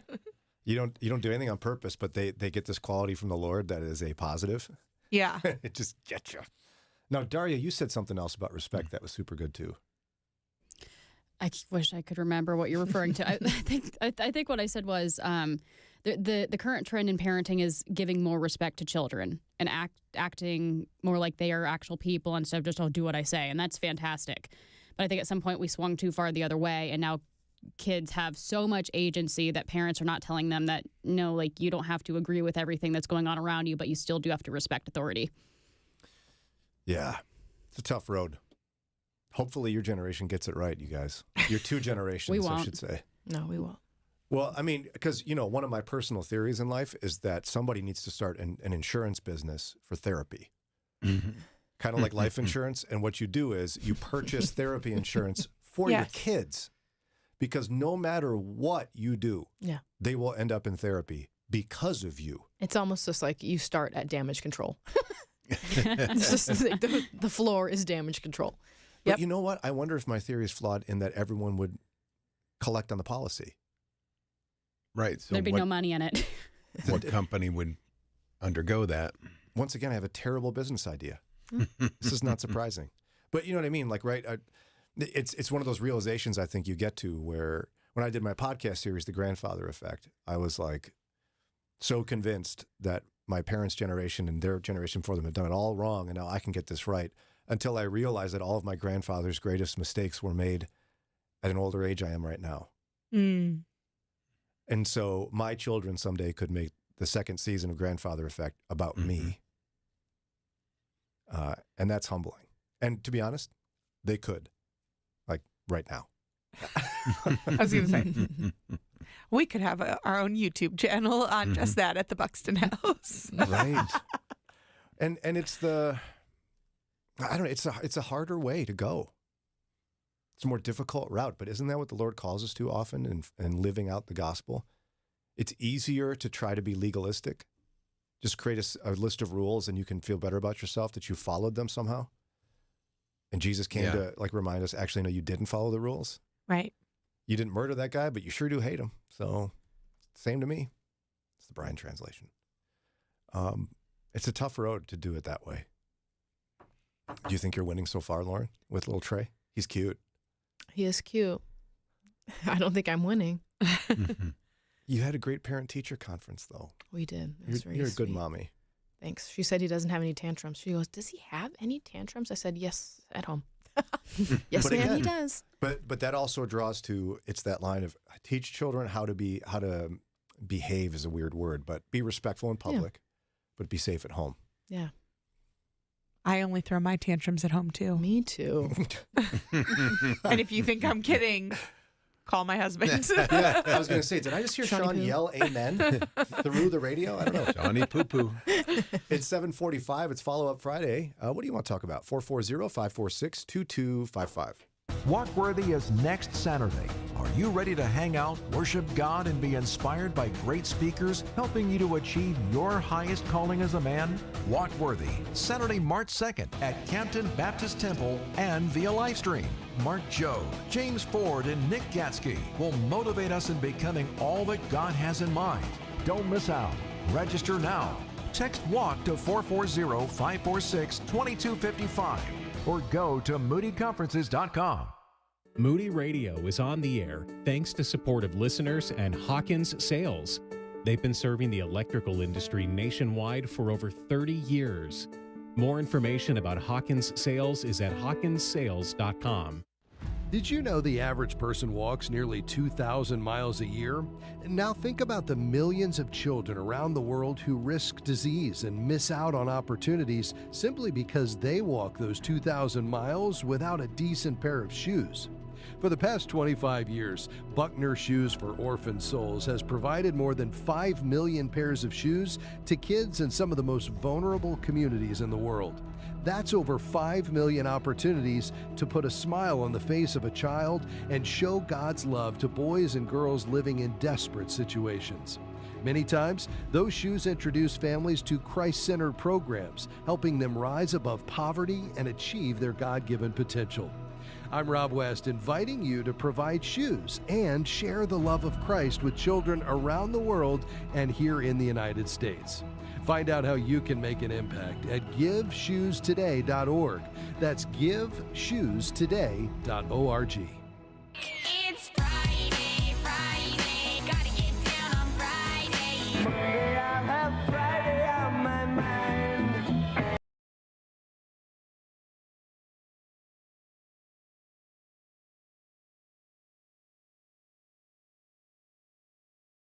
Oh, 546-2255 Walkworthy Men's Conference a week from tomorrow. I can't wait. Hope to see you there. It's at Canton Baptist Temple. Get your tickets before it's too late. 440-546-2255. Earlier this week, we chatted about whether or not you ought to cut off toxic people in your life. It's very trendy now. Christianity Today wrote about this, that especially younger folks are just saying, which are their friends, parents, you're toxic, you're out. Yeah. And this writer was saying how, yeah, sure, sometimes that's something you ought to do. Mm-hmm. But oftentimes we're called to something more as Christians. We're called to a deeper level of connection and intimacy and community where you've got to work through your issues. And you've got to be like Lauren and Daria and be direct about someone's misbehavior in your life. Mm-hmm. I'm not very great at doing this.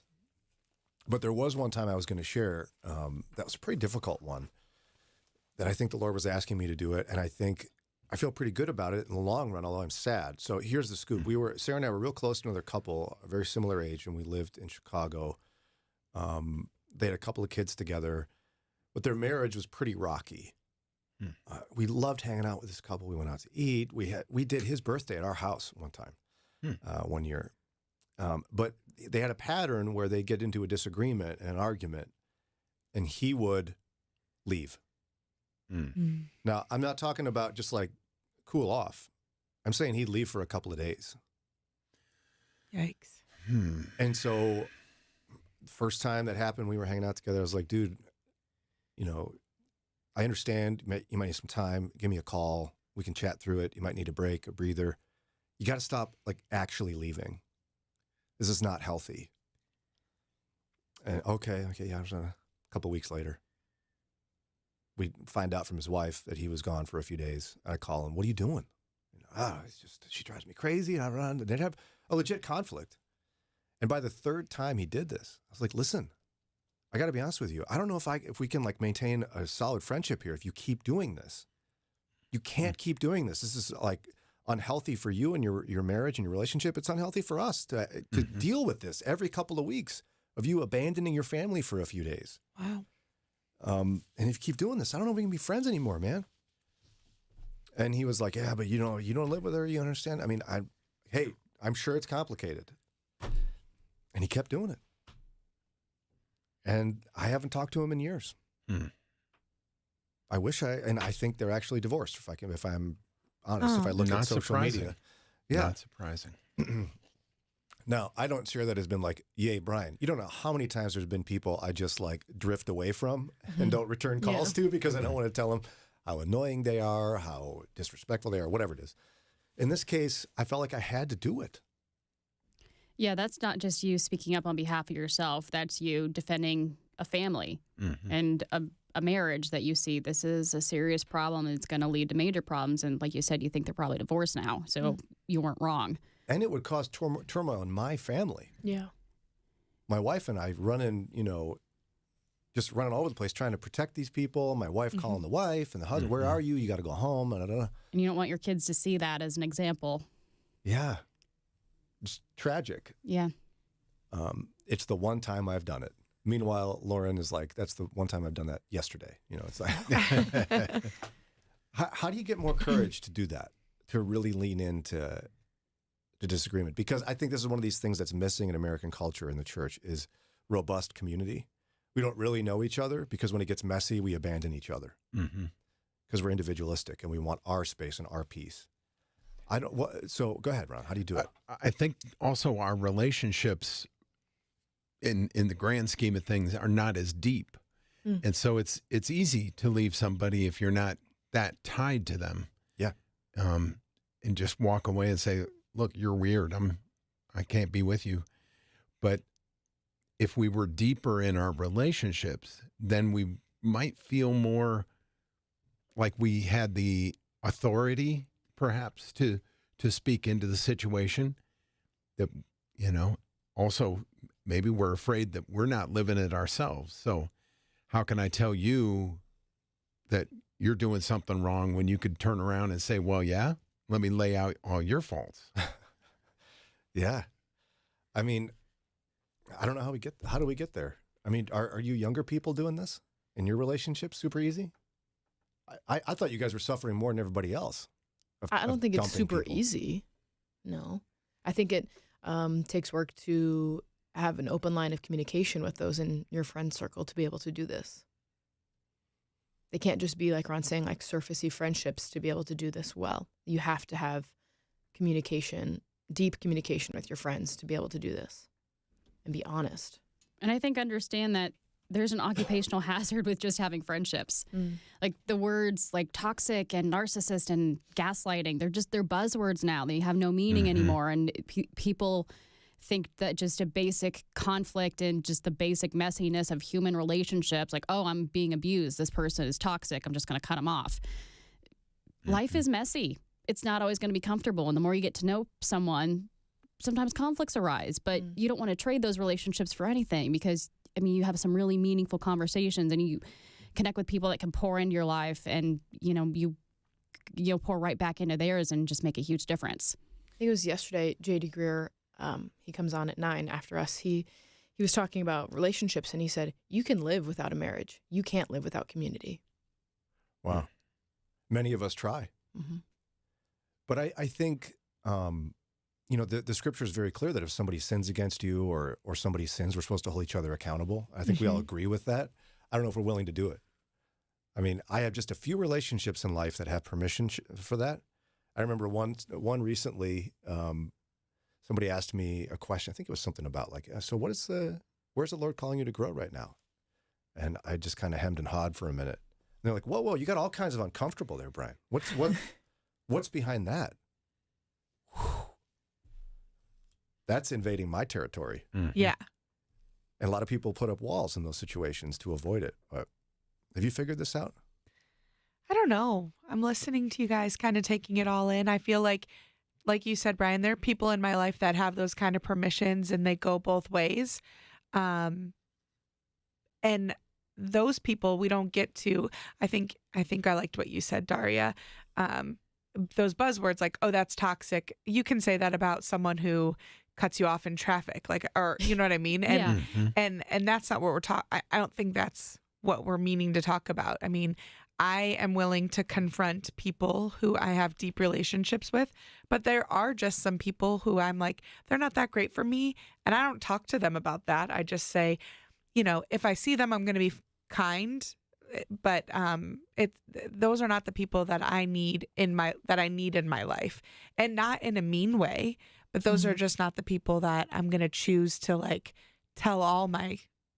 confide everything in. You know what I mean? And yet, how many relationships are we missing because of that? Because let's just be honest. Somebody might just be a gossip, and you're around them, and you're like, man, this person gossips all the time. Yeah. You tell your spouse. Right. But we never actually tell them. Never say, hey, you know what? I'd love to hang out more, but you're a gossip. Well, maybe say it. Do you know you're a gossip? Did you realize that what we do is we talk about other people when they're not here in a really rude and mean way? Do you realize that? Because we can't be doing that as Christians. I want to spend time. We don't want to do that. That is toxic, everyone. That is toxic. Yeah, it's toxic to not. It's not fair to somebody else to not tell them about it. Right. And I think that's what the Lord calls us to, is to grow in holiness by holding each other accountable for those things. But we don't want to do it. I don't want to do it. No. It's really hard because you don't want to offend anybody. You don't want to stick your neck out there. It's hard. In fact, let's just demonstrate. So let's start with Ron. Ron, tell Lauren what she's doing that she could do better. Go ahead. Lauren, what Lauren sins. When you pour spicy Coke out, you only give 2 ounces instead of 3. I didn't know if you'd like it. This is where we all pretend like we're in an interview. And it's like, Lauren, you pray too much. Right. You could spend more time with your friends. You spend so much time with Jesus. Just stop praying so much. My weaknesses is that I'm just such a people person. And I sometimes talk too much to get my work done. Something to consider for you at 7:56 on a Friday. It is Follow-Up Friday. We have plenty of time for you. What do you want to talk about? We'll review the topics, but yield to you. 440-546-22.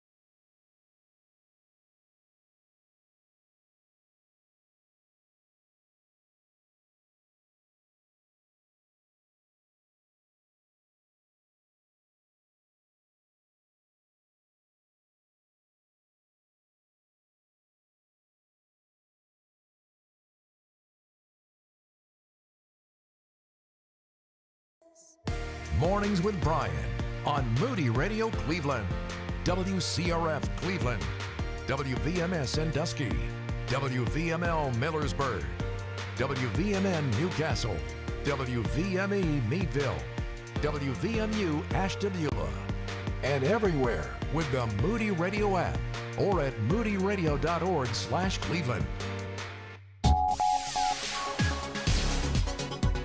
Negotiations in Paris between Israel and the Palestinian militant group Hamas are beginning to pick up steam after the Israeli War Cabinet agreed to send a delegation this weekend. It's 8:01. I'm Ron Eastwood, Moody Radio News. An anonymous Western diplomat told USA Today that it appears both sides want a ceasefire and are willing to make concessions. Israel has said it will not agree to a pause in fighting without a hostage deal. A Cleveland woman is being held guilty in connection to the death of a 16-month-old child. Crystal Candelario admits she left her daughter alone for 10 days in June of 2023 while she was out of town. Candelario is now convicted of aggravated murder and endangering children. Akron Mayor Shamus Malik ran on a platform of transparency, and he's now putting his money where his mouth is. This week, the city of Akron launched a tracker where residents can follow along the mayor's list of more than 70 action items for his first 100 days in office. The tracker is available on the city's website. Sports and weather coming right up. It's not insurance, and that's a new way of thinking for some families. Christian Healthcare Ministries is a credible way to meet family healthcare costs affordably, biblically, and effectively, whether starting or growing your family. Serving families as a nonprofit healthcare sharing ministry for over 40 years, CHM has offered families the freedom to choose how they would like to meet healthcare costs. Be pleasantly surprised and find answers to your questions at chministries.org/Moody. That's chministries.org/Moody. In sports, the Cavaliers fell to the Magic, 116-109. The Penguins, however, bashed the Canadiens 4-1. And the defending MLS champion Columbus Crew begin their season Saturday against Atlanta United. Here's your Moody Radio Cleveland forecast. A dense fog advisory is in effect until 10 a.m., and it is pretty dense fog. You'll want to give yourself extra time to make your morning commute. Widespread dense fog this morning, but it will become partly sunny by the afternoon. Highs are going to be in the upper 40s. And at last check, we had fog and 40 degrees in Cleveland. Akron and Canton now just cloudy and 38. And in Youngstown, skies are cloudy and it's 39 degrees. It's time for your moron moment. Looking to stretch your dollar in this economy? FreeCycle is an online community where folks can give away things they no longer need or find items they want. Craigslist has a free area in its for sale section, and often you can find free items on Facebook Marketplace or in a Buy Nothing group. And that's your Moron Moment. And you'll find that on our Facebook and Instagram. It's 8:04. With Moody Radio News, I'm Ron Eastwood.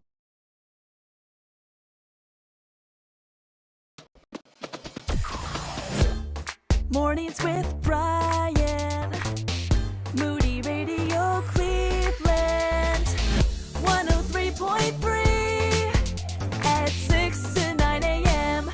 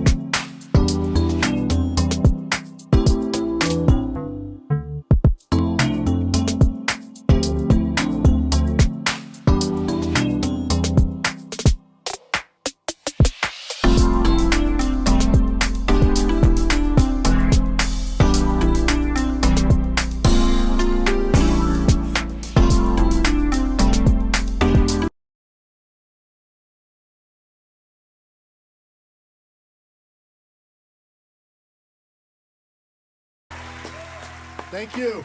Thank you. Mornings with Brian. That was Chris Tomlin on WCRF. See, it's funny when you don't hear it every day. She chuckled. Jaime Buxton, City Mission, chuckled at my little joke there, Lauren. Don't be so annoyed. Was it out of embarrassment? Maybe. For him? It was a pity laugh. Oh, no. Here, I thought it was actually funny. He said, oh, no. Ron finds me amusing. We find each other amusing. It's fine. Right, buddy? Of course. That was delayed. Yikes. Trouble in first. Trouble in paradise. 440-546-2255. It's Follow-Up Friday. We love when people suggest even like a personal dilemma of sorts, and we just got a text on one of those. Yeah. It says, me and my husband are both introverts. We have struggles with being around a lot of people, but I know God brought us together. What are some things that we can do? We have 4 kids, and it's also hard for us to go and sit in large crowds. Yeah, I remember Sarah and I are both introverts. We both went to the, there's like a Taste of Cleveland or whatever. We went to the Taste of Minnesota. We get out of the car. We're just dating. We see the mass of people, and we're like, let's go home. Did not want to be in a crowd. You and Eddie are both introverts. Yes. Jamie is a double extrovert. I'm a triple extrovert married to an introvert. Ron, your wife's an extrovert. I think so. She's the life of the party, so she must be. Yeah, and I am not. You're the life of party here, Ron. Daria, are you both introverts? I am an introvert. Jimmy is an extrovert. Okay, so the experts on this particular problem are you and me, Lauren. That's right. Wow. So do you identify with what she's saying her and her husband struggle with? I'll go out to if I don't have to interact with other people, if I can be a part of the crowd, that's fine. I don't mind as much. I don't want to be at a place where I have to interact with strangers. And so if I'm interpreting their note here, I think she's trying to say, we need to go out, we need to get out of the house and do some stuff together, but we both like to stay home.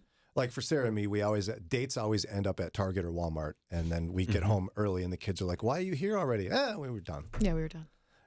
We wanted to come home because we like it here. So how do you guys do this? When you were living with your parents in Chicago, getting ready to come out here, how did you force yourselves to get out and do something? We'd go to the bookstore and then go get smoothies afterwards. Did I just laugh? I'm sorry. What did you do at the bookstore? Great introvert date. Yeah. You can go look at your own books. You don't have to be together. You just each go your separate ways. I don't think that is helping our friend. So your date was, we're going to go to a bookstore and separate. Well, I had to take a child, and he wanted to play with the trains at the bookstore. So your husband? The child or Eddie? No, my actual child. Oh. He liked the trains at the bookstore. So we would do that. I love a farmer's market where you can just wander and you don't have to talk to anybody unless you want to. And does Eddie feel good about that? Yeah, he likes a farmer's market. But to some extent, haven't you two worked out a deal where you do stuff separately a lot? And you're okay with that? Like, home is your place for the two of you, but you're not out there doing stuff together. We go out, do stuff. You do? Yep. But you don't much now because you have Name babies. something, Lauren. I just did. giving you such a hard time. I know. When's the last time? Well, because you guys have babies, so you just can't do much about it. Yeah, there's not much for us to do right now. There's some restaurants down at the end of our street that we walk to that are kid-friendly. You just go early and you eat there. We talked about they have a board game night at this restaurant, and so go do the board game night and come back because Eddie loves board games. So perhaps she feels guilty and she shouldn't. How about that? Yeah, I don't know the ages of her kids, but it's hard to get out of the house when you have kids. It's really hard.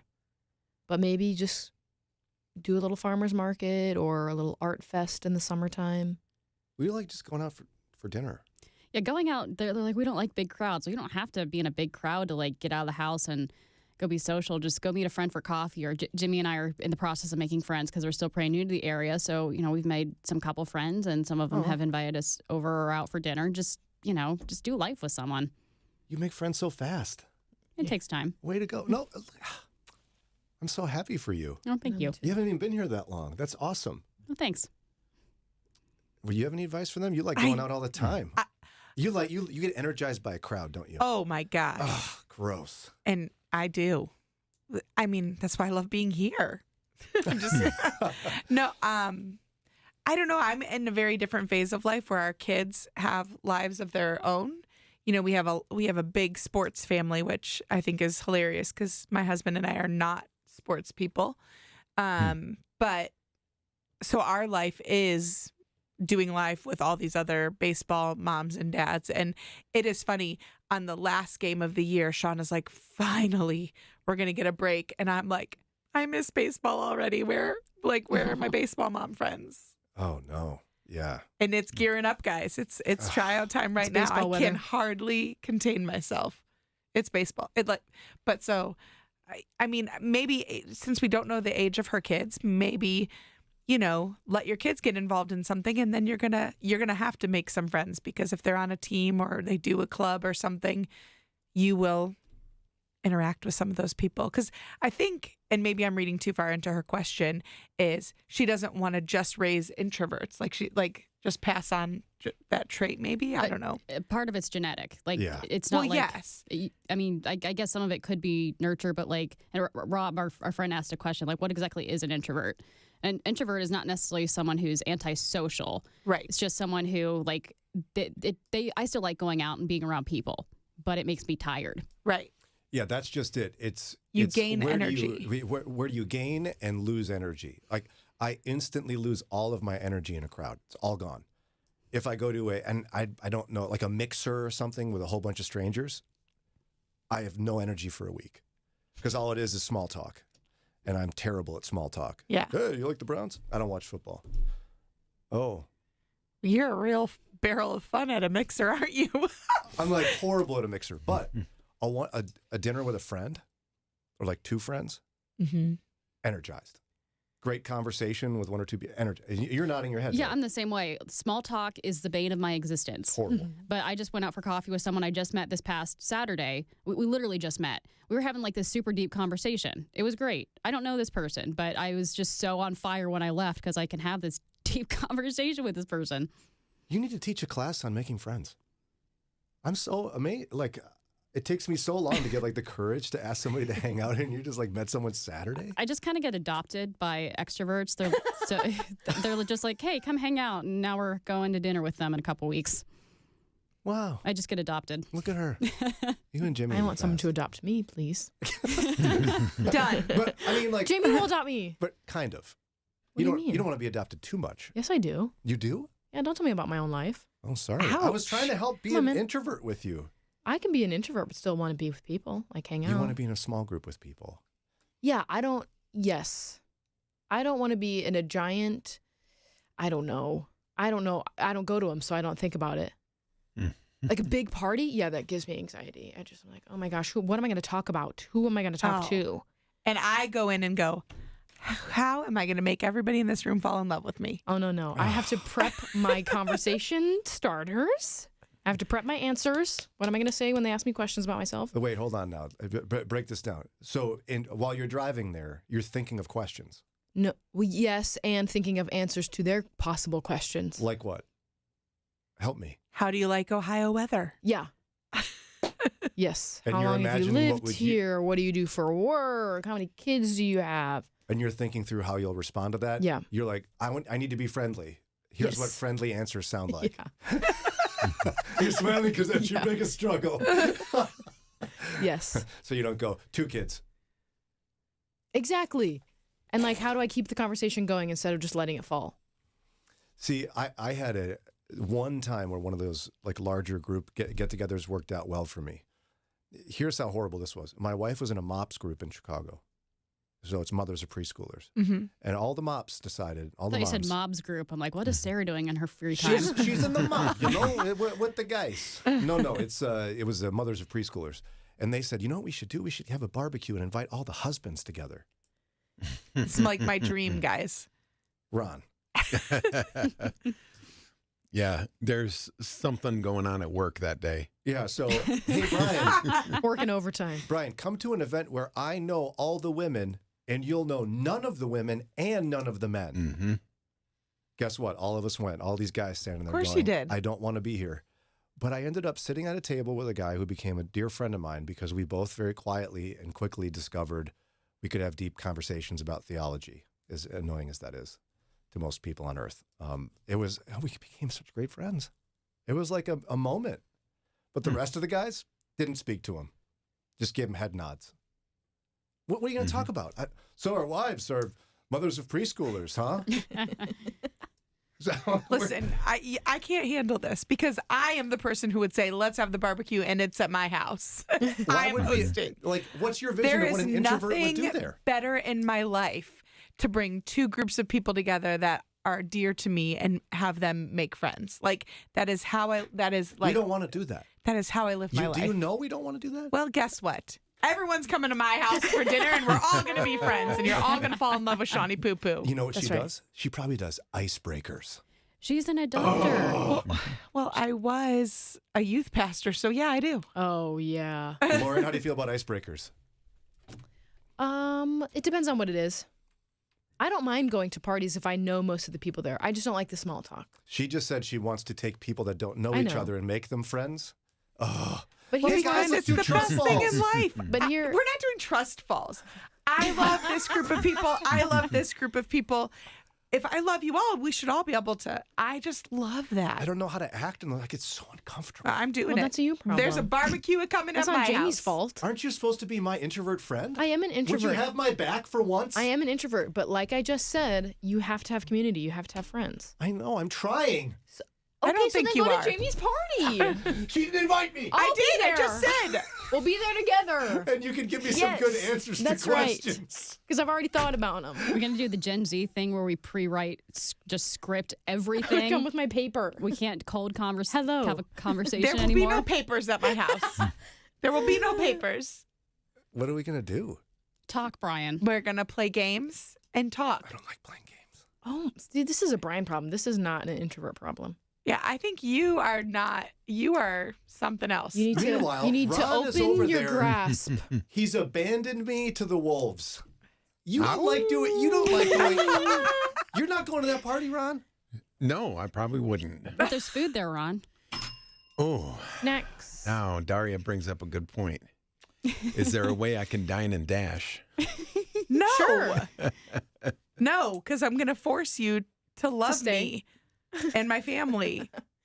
Nancy, the chef said, as an extrovert, I adopt introverts who laugh at my jokes. 100. If people laugh at my jokes, we're all in. I laugh at your jokes. I know. That's why I like you. Give me a bell. See? It's 8:21. Time for a quick break. Ron, I'm lost in here with all the ladies.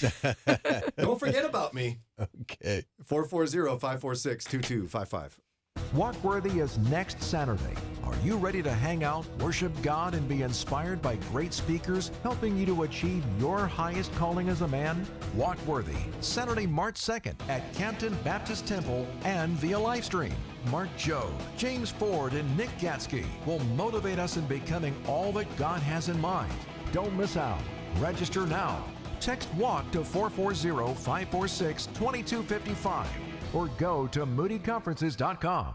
You know, it's true. Difficult times have a way of focusing us. We have to think about what matters most when it comes to our spending, our health care. This is why so many people are joining Medi-Share right now.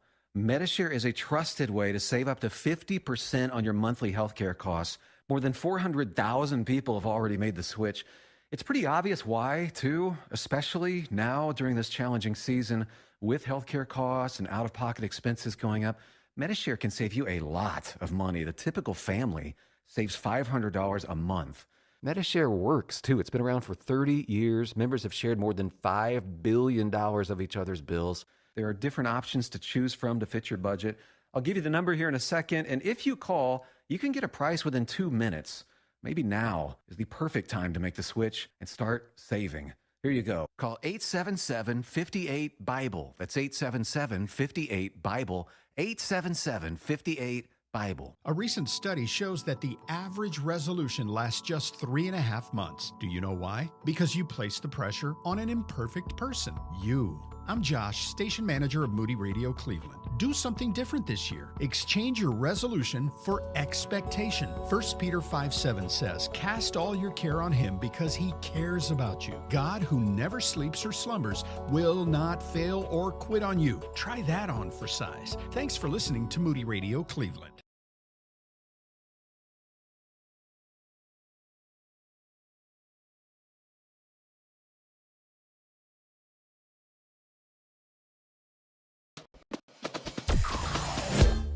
Mornings with Brian. Moody Radio Cleveland. 103.3 at 6 to 9 a.m.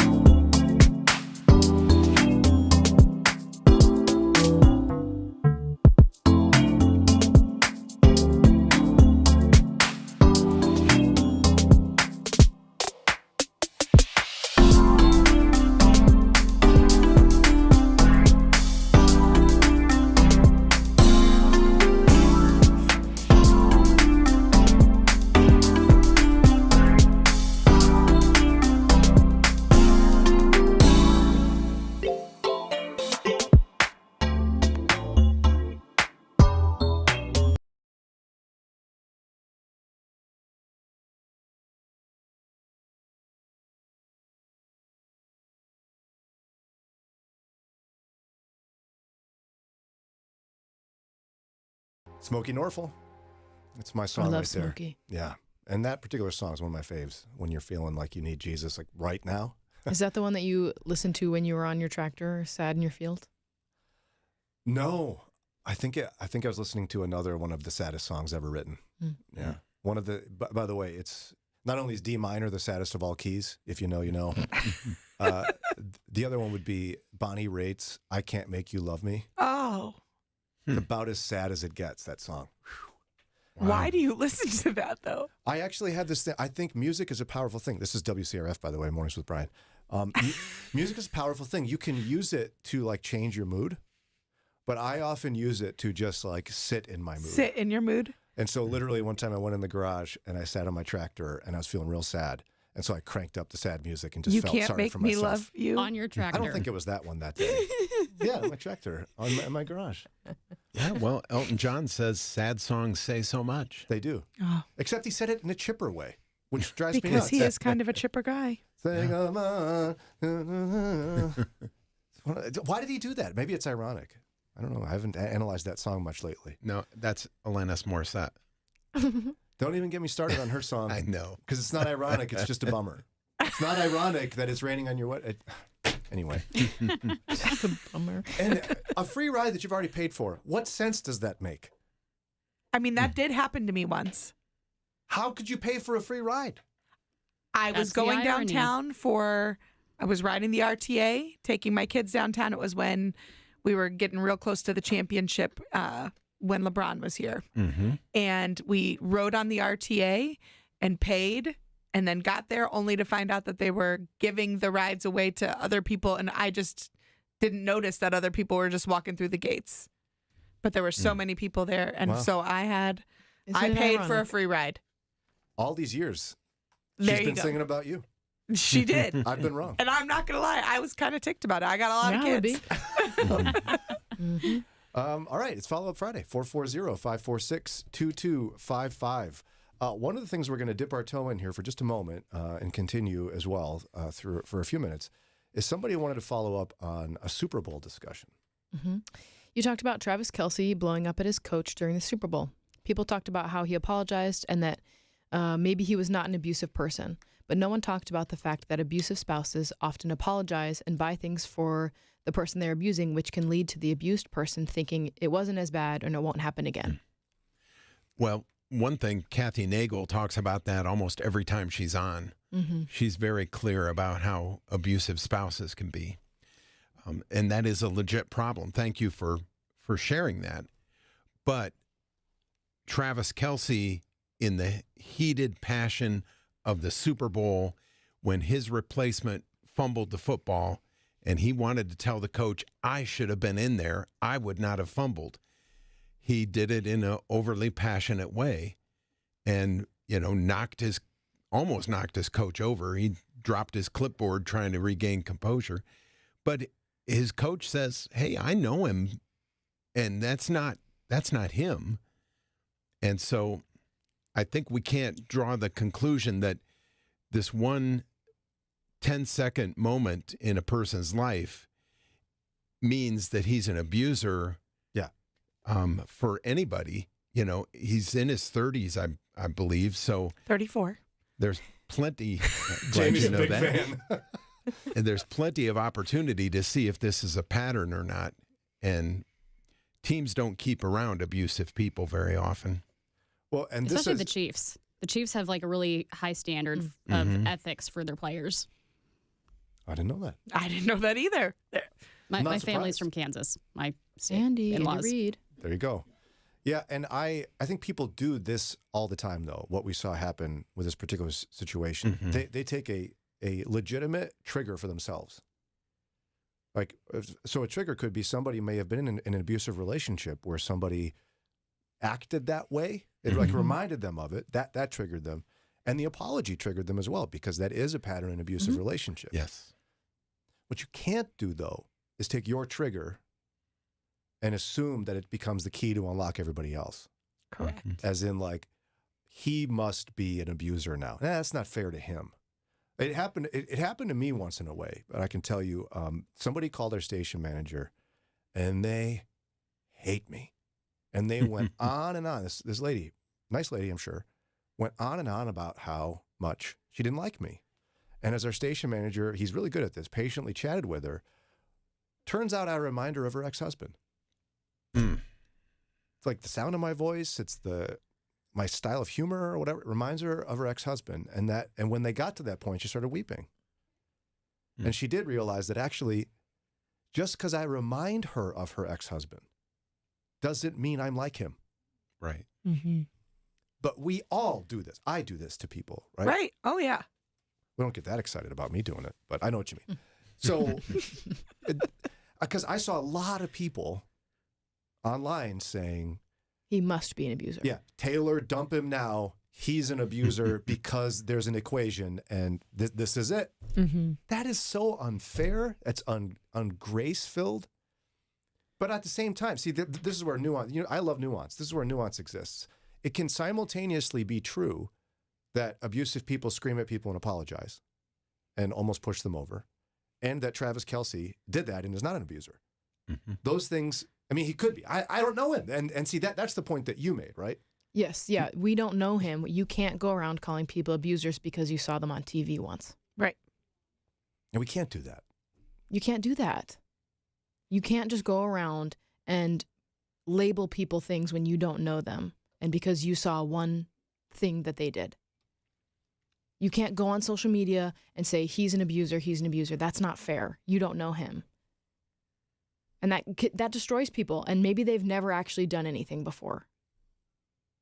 If he's an abuser, he will show it to be true and let him show his cards if that is really the case. You don't have to call him out before anything happens. And yet, I think you would at the same time, with an equal amount of passion, say that behavior in an abusive relationship is unacceptable. Absolutely. And it's also indicative of that. Absolutely. And both can be true at once. Yes. This is where we don't live well as Christians often. We talk about here all the time. Two things can be true at once, and we have to live in that tension. Best example, predestination is a thing in Scripture. Free will is a thing in Scripture. I don't get how those work together. God does, but I'm not him. Right. And those two things coexist. Micah 6:8, do justice, love mercy. When you examine those together, those seem opposite. Yeah. But they coexist in God. Yeah. And they have to. Yeah, Daria told me she got an angry either phone call or email about me about this topic because I said, okay, you yell at your kids. Does that mean you're an abuser?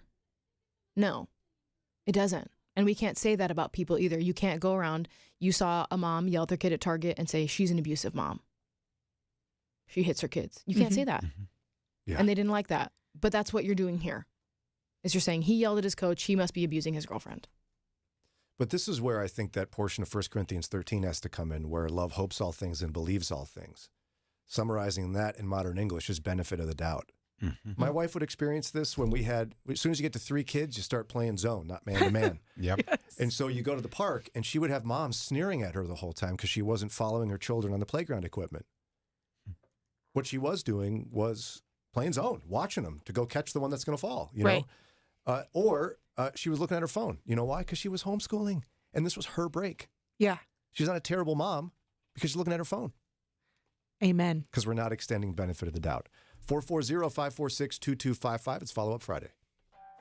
This is FEBC Today with Ed Cannon, the president of the Far East Broadcasting Company, and Ed, our featured country this month is Kyrgyzstan. We're going to hear from a young girl who had been given a fixed-tune radio to FEBC's signal in Kyrgyzstan known as Radio OK. She's 19 years old and says, we listened to a very interesting program on various family topics. We receive useful information on how to raise children, how to build a good relationship with our husbands, how to solve challenging situations. Well, in the garment factory where I work, there are 30 of us. It's noisy, so that we could not listen together to it while working. However, we all wanted to listen to Radio OK. Therefore, we all joined with some money and bought a large radio receiver so that it would be loud, overshadowing the factory noise. Now everyone is listening to Radio OK while working. Interestingly, she goes on to say, our boss is also happy, since the productivity of our work has not slowed down. We're a much happier group of workers now. Thank you for the good broadcast. Argue against that, huh? No, you can't. Of course, the goal of FEBC's radio is not to make people more productive or even just to make them happier. Our goal is to testify to them the message of hope through salvation. The only message that Jesus ever wanted to communicate. His gospel offers people hope, and that's what should truly make people happy. Please pray that factory workers and people listening to the radio as they work all around the world will come to true faith when they hear the gospel.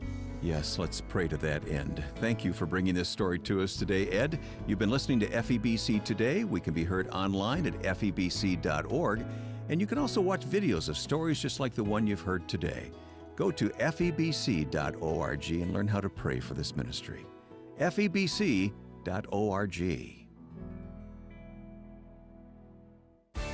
What does it mean to love God with your heart, soul, mind, and strength? How do you do that? This month in the Today in the Word devotional, you'll gain a better understanding of this commandment and learn how to love God well. You'll also have access to a companion study for your family. Re-examine what Jesus calls our central purpose and highest goal. Download the free Today in the Word app or get a daily email in your inbox. Sign up at todayintheword.com. The Bible is core to the Christian life, and it's the foundation for every Moody Theological Seminary Master's Program. If you're a ministry leader, Bible study, or small group leader, you'll benefit from the Moody Theological Seminary's Bible Studies program. Learn to effectively study Scripture and teach it with confidence. Gain a better understanding of how God's Word relates to our lives, church, and communities. Learn more and register online today at moody.edu/MABS. moody.edu/MABS. Keeping your eyes on Jesus in a changing culture can be difficult. Let us help. It's Mornings with Brian on Moody Radio Cleveland. 8:39 WCRF. We're going to revisit something from earlier this week on a follow-up Friday that had to do from the Wall Street Journal about Dave Ramsey, a popular Christian radio host, financial advisor. Many of your churches use his curriculum in your church. Mine does. Do they? Mm-hmm. What's it called again? Financial Peace University. Jinx. Poke, owe me a Coke. Oh, wait, we already had some today. So before we do that, though, remember Walkworthy Men's Conference coming up a week from tomorrow. Get your ticket, guys. We're running out of time, and we want to see you there. Text WALK to 440-546-2255. So Dave Ramsey gives lots of financial advice. And honestly, all things being equal, it's good advice. Yeah. But he's getting pushback on social media from younger people. Very specifically, it says in the Wall Street Journal, plenty of 20 to 30-year-olds are pushing back, largely on TikTok. The hashtag Dave Ramsey wouldn't approve, for instance, has 66.8 million views. Many say they don't want to eat rice and beans every night, a popular Ramsey trope, or hold down multiple jobs to pay off loans. They also say Ramsey is out of touch with their reality because of rising inflation and such, and the cost of living and how much that's changed over the years. And he gives some pretty difficult advice. He is like, yeah, eat rice and beans and pay off your house fast as you can. And we got some interesting comments that came back. I'd love to hear from you ladies on, and Ron. One person wrote, Larry Burkett on your program many decades ago was one of the negatives of the feminist movement was as soon as they were able to convince women that they needed a job, being a stay-at-home mother, that had no value, then the real estate companies and banks realized they could get twice as much for the houses. And he shows you a price on how that works, and prices went up. So really the core problem in the cost of living today is that women don't stay home with their children. And when that started changing, somehow prices went up. Now, Daria, you said this had some truth to it in your mind. Yeah, the way he phrases it, he's not exactly correct, because what happened was prices went up, so women are like, we need to go into the workforce. However, he's not entirely off base, because kind of what happened, or at least the theory, is that the government realized, oh, if more people are working, then there's more taxes, because the workforce has essentially doubled. And now what's happened is you see a lot of people, and specifically my generation, going, actually, I don't want to be, a girl boss. I don't want to be a career woman. All I want is to stay at home and make bread and take care of my kids someday. But the economy is such that it is very hard, if not impossible, for many people to be a stay-at-home parent if that is what they would prefer to do. So, I mean, all things being equal, is this something you'd want to do, Jamie? Stay home? Like, if you guys could afford to live on Sean's salary. I'm not saying you can't, but let's just say that you could. Would you be like, bye, City Mission? No. And I think that makes me controversial in the church sometimes. If I'm being if we're really going to go there today, I love my job. I love working. Sometimes I lean too much into work because I love the ministry. I care about it, and I like to feel like I'm doing things that I'm capable of doing and that God gifted me to do. So, but that can really alienate you in a MOPS group. I can tell you that. Did they try to convince you you're wrong? I don't know if anyone tries to convince you if you're wrong, but you just don't always fit in Christian settings when you're a woman who likes to work. and is excited about working outside of the home. Doesn't mean I don't love my kids. I adore my kids. I love being a mom. I just want to be super mom and do both equally great. Lauren, I've never asked you this. All things being equal, if Eddie was making all the money in the world, would you just be stay-at-home mom? Not just be, but you know what I'm trying to say. I'm not sure. You don't know? No, I don't. At this moment in time, no, I don't think so. Like Jamie, I enjoy working. I know that I'm a better mom because I have time away.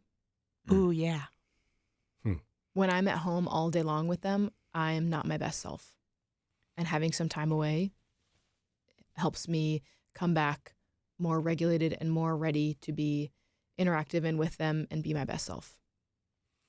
And now, if we shift just slightly, we had somebody call us talking about this earlier this week who teaches financial peace. Dave, if you're listening, what's up, dude? And one of the core things, and I said this for many years too, because my wife stayed home for 11 years. It's all about choices. Like, really, if someone tells you, oh, no, we can't afford to just live on one income, somebody like Dave Ramsey would say, well, that's not true. Make different choices. There's always something you can cut out. And I think what younger folks are saying today in the Wall Street Journal, and this is what the story was about, is they're saying, essentially, incorrect. It's not about just choices. Okay. And to a degree, I don't want to make those choices. It's both, isn't it? I don't want to eat beans and rice every day. And nobody really does. But that's a bit of a stereotype, I think, just, so Dave can throw that out in his, nationwide program. But there are choices. I know we've probably got a lot of choices that Dave Ramsey wouldn't approve of. And I could be financially farther ahead if I made those. I mean, to be fair, my generation is making some stupid financial decisions. Like, there's a trend right now where, like, well, I don't want a roommate and I want more space than I actually need. However, for all of those, there are some people that are living as bare bones as possible and are still struggling. Like, this guy just texted in, like, well, these young people have $800 a month truck payments. Like, no, they don't. We don't. No, I do not know anybody that drives a car that's in my generation that drives a car that's older than 2010. We are not driving brand new cars. That is not why we're broke. Yeah, and I chatted a little bit about Sarah and my scenario when we lived in Chicago. And Dave, he was super nice about it, the guy that called, not Dave Ramsey. He was trying to indicate that there were levels of choice we weren't making. But I brought it up to my wife because we had this season of life where I was working at Moody. It's a ministry. We were living in Chicago, and she was home with our 5 kids. 4 for most of that time, I would say. And we were making all the best choices we could. And one of the things Dave said was, well, I mean, Chicago's an expensive city. As in, I think his implication was, well, you shouldn't have lived in Chicago. That was your problem. That's where you were not doing it right. We lived in a neighborhood that nobody else wanted to live in, and my house was $120,000 in Chicago. You didn't live in downtown by Sears Tower. No. We had 1 car. Yeah. And in the midst of us doing that, working in ministry, 1 income, stay-at-home mom, we did it because we had to, because we couldn't afford childcare. It's too expensive. And we were on public assistance. We had beans and rice for free from the government because we were on WIC. And lots of cheese, probably. And we weren't lazy on WIC. We were both embarrassed about it.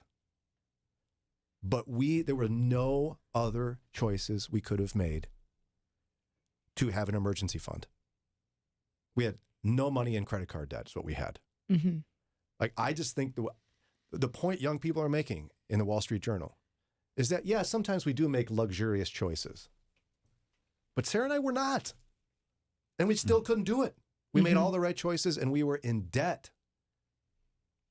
All that to say, I think it is different. Isn't it? I want to get feedback from the team on this. We're going to take a quick break and come right back to continue discussing this. In less than 2 weeks, Christian men from all backgrounds will gather in person and online for Walk Worthy. Will you be one of them? First-rate speakers Mark Joe, James Ford, and Nick Gatsky will motivate us in becoming all that God has in mind. Walk Worthy. Saturday, March 2nd at Campton Baptist Temple and via livestream. For details and to register, go to moodyconferences.com or text WALK to 440-546-2255. Moody Radio is thankful for support from businesses like Dutchman Hospitality Group. Christian recording artist Jason Gray on March 8th at 7 p.m. More information is at ohiostartheater.com. That's ohiostartheater.com. Kids are watching more than 2 hours of videos each day. God has given them the capacity to understand spiritual truths from an early age. Now, more than ever, kids need to explore the Bible for themselves. Give your child or grandchild the newest Bible study from Proverbs, When Wrong Seems Right, a kid's Bible study on making good choices. Less screen time and more God time provides wisdom for right thinking and living. Get copies of When Wrong Seems Right at moodybooks.org. Helping you take the next step in your walk with Jesus. It's Mornings with Brian on Moody Radio, Cleveland. 8:49. We're following up here. We got Jaime Buxton with us from City Mission. Hi. If folks want to find out more about City Mission, how do they do it? TheCityMission.org. TheCityMission.org. You can ask for Jamie. Can I meet Jamie? Could she sign my arm? Yeah. She would. I mean, I'm an extrovert. You ask me for an autograph, you're going to get one. Bring a Sharpie. It's going to look cute. Yeah, it is. So we've been following up on an article from the Wall Street Journal where there's this divide where Dave Ramsey gives great advice. If he was here, I'd tell him, I love your principles. If I could have followed them most of my life, I would have. But I found myself in a position I just described if you're tuning in before the break, when Sarah and I were early in our marriage. We were so poor, we were still on public assistance, and we don't think we could have made any different choices. But it seems as if the culture from the Financial Peace University is that, but there's something you're missing. So, and you brought one up during the break. You said a response I would have gotten to my scenario was what again? Why weren't you working a second job, Brian? Sure, you'll never see your 4 kids or your wife, but what you should have been doing that. I mean, I was an adjunct professor at Moody Bible Institute. I taught Get a third 1 job or 2 then. classes. Yeah, and I would tell you I couldn't because my hours, I had to get up at 3 in the morning to make it to my job. I had nothing left. Nothing. Yeah. And for a season, Sarah actually, did she go get a job too? Tried to? It was real hard. So all that being, I think there's something to say. Now, there's a generational divide here. I think there's a lot of folks who are my age and older who do not believe this is true. Mm. But I think the world has changed enough that it's not possible to follow all those principles for middle class and below. Not upper middle class and below. And there's not much of a middle class left. That's right. So, Crazy Town, Lauren? Am I mayor of Crazy Town? I don't think so, but that's my current personal experience is that we wouldn't, even if I wasn't working right now and we weren't paying for childcare, okay, talk about whatever the cost of childcare, and we didn't have cost of childcare, we still wouldn't be able to live on just Eddie's income. We just need to make better choices, Lauren. Like what? $8 grapes? Right. What do you mean? Like Dave said yesterday that there's not been a time in recent history where groceries is as much as someone's personal budget as it is right now. Yeah. It's insane. Week to week, I can like literally watch the price of basic Yes. staples go up. It's frightening. I've talked about the nastiest cut of beef. A chuck roast was $20. $20. When you're trying to make mass meals for your 5 kids, what do you get? A chuck roast. And it's $20. What do you mean? There's nothing else I can do. Well, you could just go live in a smaller house, Lauren. You don't need a lot of space. Yeah, you could. If you can find it. Yeah, right. Jamie? You're getting really close to a hot button for me, and it's too late in the morning for this. But, I work with people in crisis and people who are experiencing homelessness. And so these are the kinds of things that we get pressed back like on social media when we show a picture of a woman and they're like, why don't they just go get a job? Well, if they got a job, then you judge them because they were leaving their 4 kids at home. And they'd have to work 80 hours a week to be able to afford a 1-bedroom apartment for their family of 5. So like I said, you're getting a little too close to a hot button for me right now. I think you're right. The principles are not going to work. When people come to us at the City Mission, we can't even allow them. They don't even have the ability to dream about what they want to do next in life. When you're operating out of a constant state of stress and crisis due to financial constraints and other things, obviously, that people are struggling with, you can't even dream about a job or being educated in a way to get a better job. That takes a long time. Anyway, soapbox, I'll try to jump off because we're at the end of the day. Well, but at the same time, I think it has to be a heart check for all of us. Whenever our response to somebody who says, boy, I'm struggling, to look at them and go, you sure? Yeah. You sure you're not just making dumb choices? Because you probably are. That's not a compassionate response. Correct. What's a compassionate response? I mean, because let's be honest, if we really examine Lauren's life or mine, we could make some better choices. But what's a more compassionate response to someone who says, we're really struggling right now? I think you sit in that with that person for a while, and then you start to have them look internally, and you can help them. You can help them come to those conclusions. We don't make conclusions or goals or anything for other people. We have to let them get to the point where they can look at that truthfully, and then you can cheer them on as they decide to make strides in a direction. I'm not even going to say the correct direction because I'm not going to pretend to know that I know what that is for every person. Mm-hmm. So we cheer them on and we sit with them, and that's what you do. I think it's also important to remember that Ramsey learned his quote-unquote principles through making such a major mistake that your average person will never make. He bought a Jaguar and a trip to Hawaii for him and his wife on a credit card. Your average person is not going to make that kind of mistake. So he's like, oh, everybody does this. No, just you, dude. Well, he also declared bankruptcy because of that. He's yes. all right about Oh, goodness. it. Yeah, and there's part of me, too, that, like, I think it's okay for somebody to want to find a little bit of joy in life in the midst of struggle. So, for example, you could sit down a family that's struggling. Mm-hmm. They say they can't make it on one income. They're barely making it. You know what you can cut out? Netflix. That's what you should cut out because you're wasting money on that. You don't need that. You need that? Yeah, I think they can have that. Yeah. I think that this couple who can't afford to go out to eat and can't afford a babysitter, you know what? They can watch a movie together at night. Right. And I think that's fine. 100%. And why would I want to judge them for needing to, I don't know, have fun once? Yeah. There's a lot we could say because there's text coming in. In fact, Lauren, let's give you the last word before Jason Champion. Somebody said, when we were poor, chuck roast would have been a luxury. So you going out and getting that big piece of meat for your family, even if it's the worst cut, it's a luxury. I'm glad for you. I didn't get it because it was $20. You didn't get it. No, That's the I point. didn't get You're it. like, we had to get it. No, you didn't get it. Yeah. Lots to think about. I think we always have to do a heart check. Yes. As Christians, we're called to examine our hearts, not point our fingers. It's more complicated than that, but I've just got a few seconds. So what do you want me to do? Here's Jason Champion.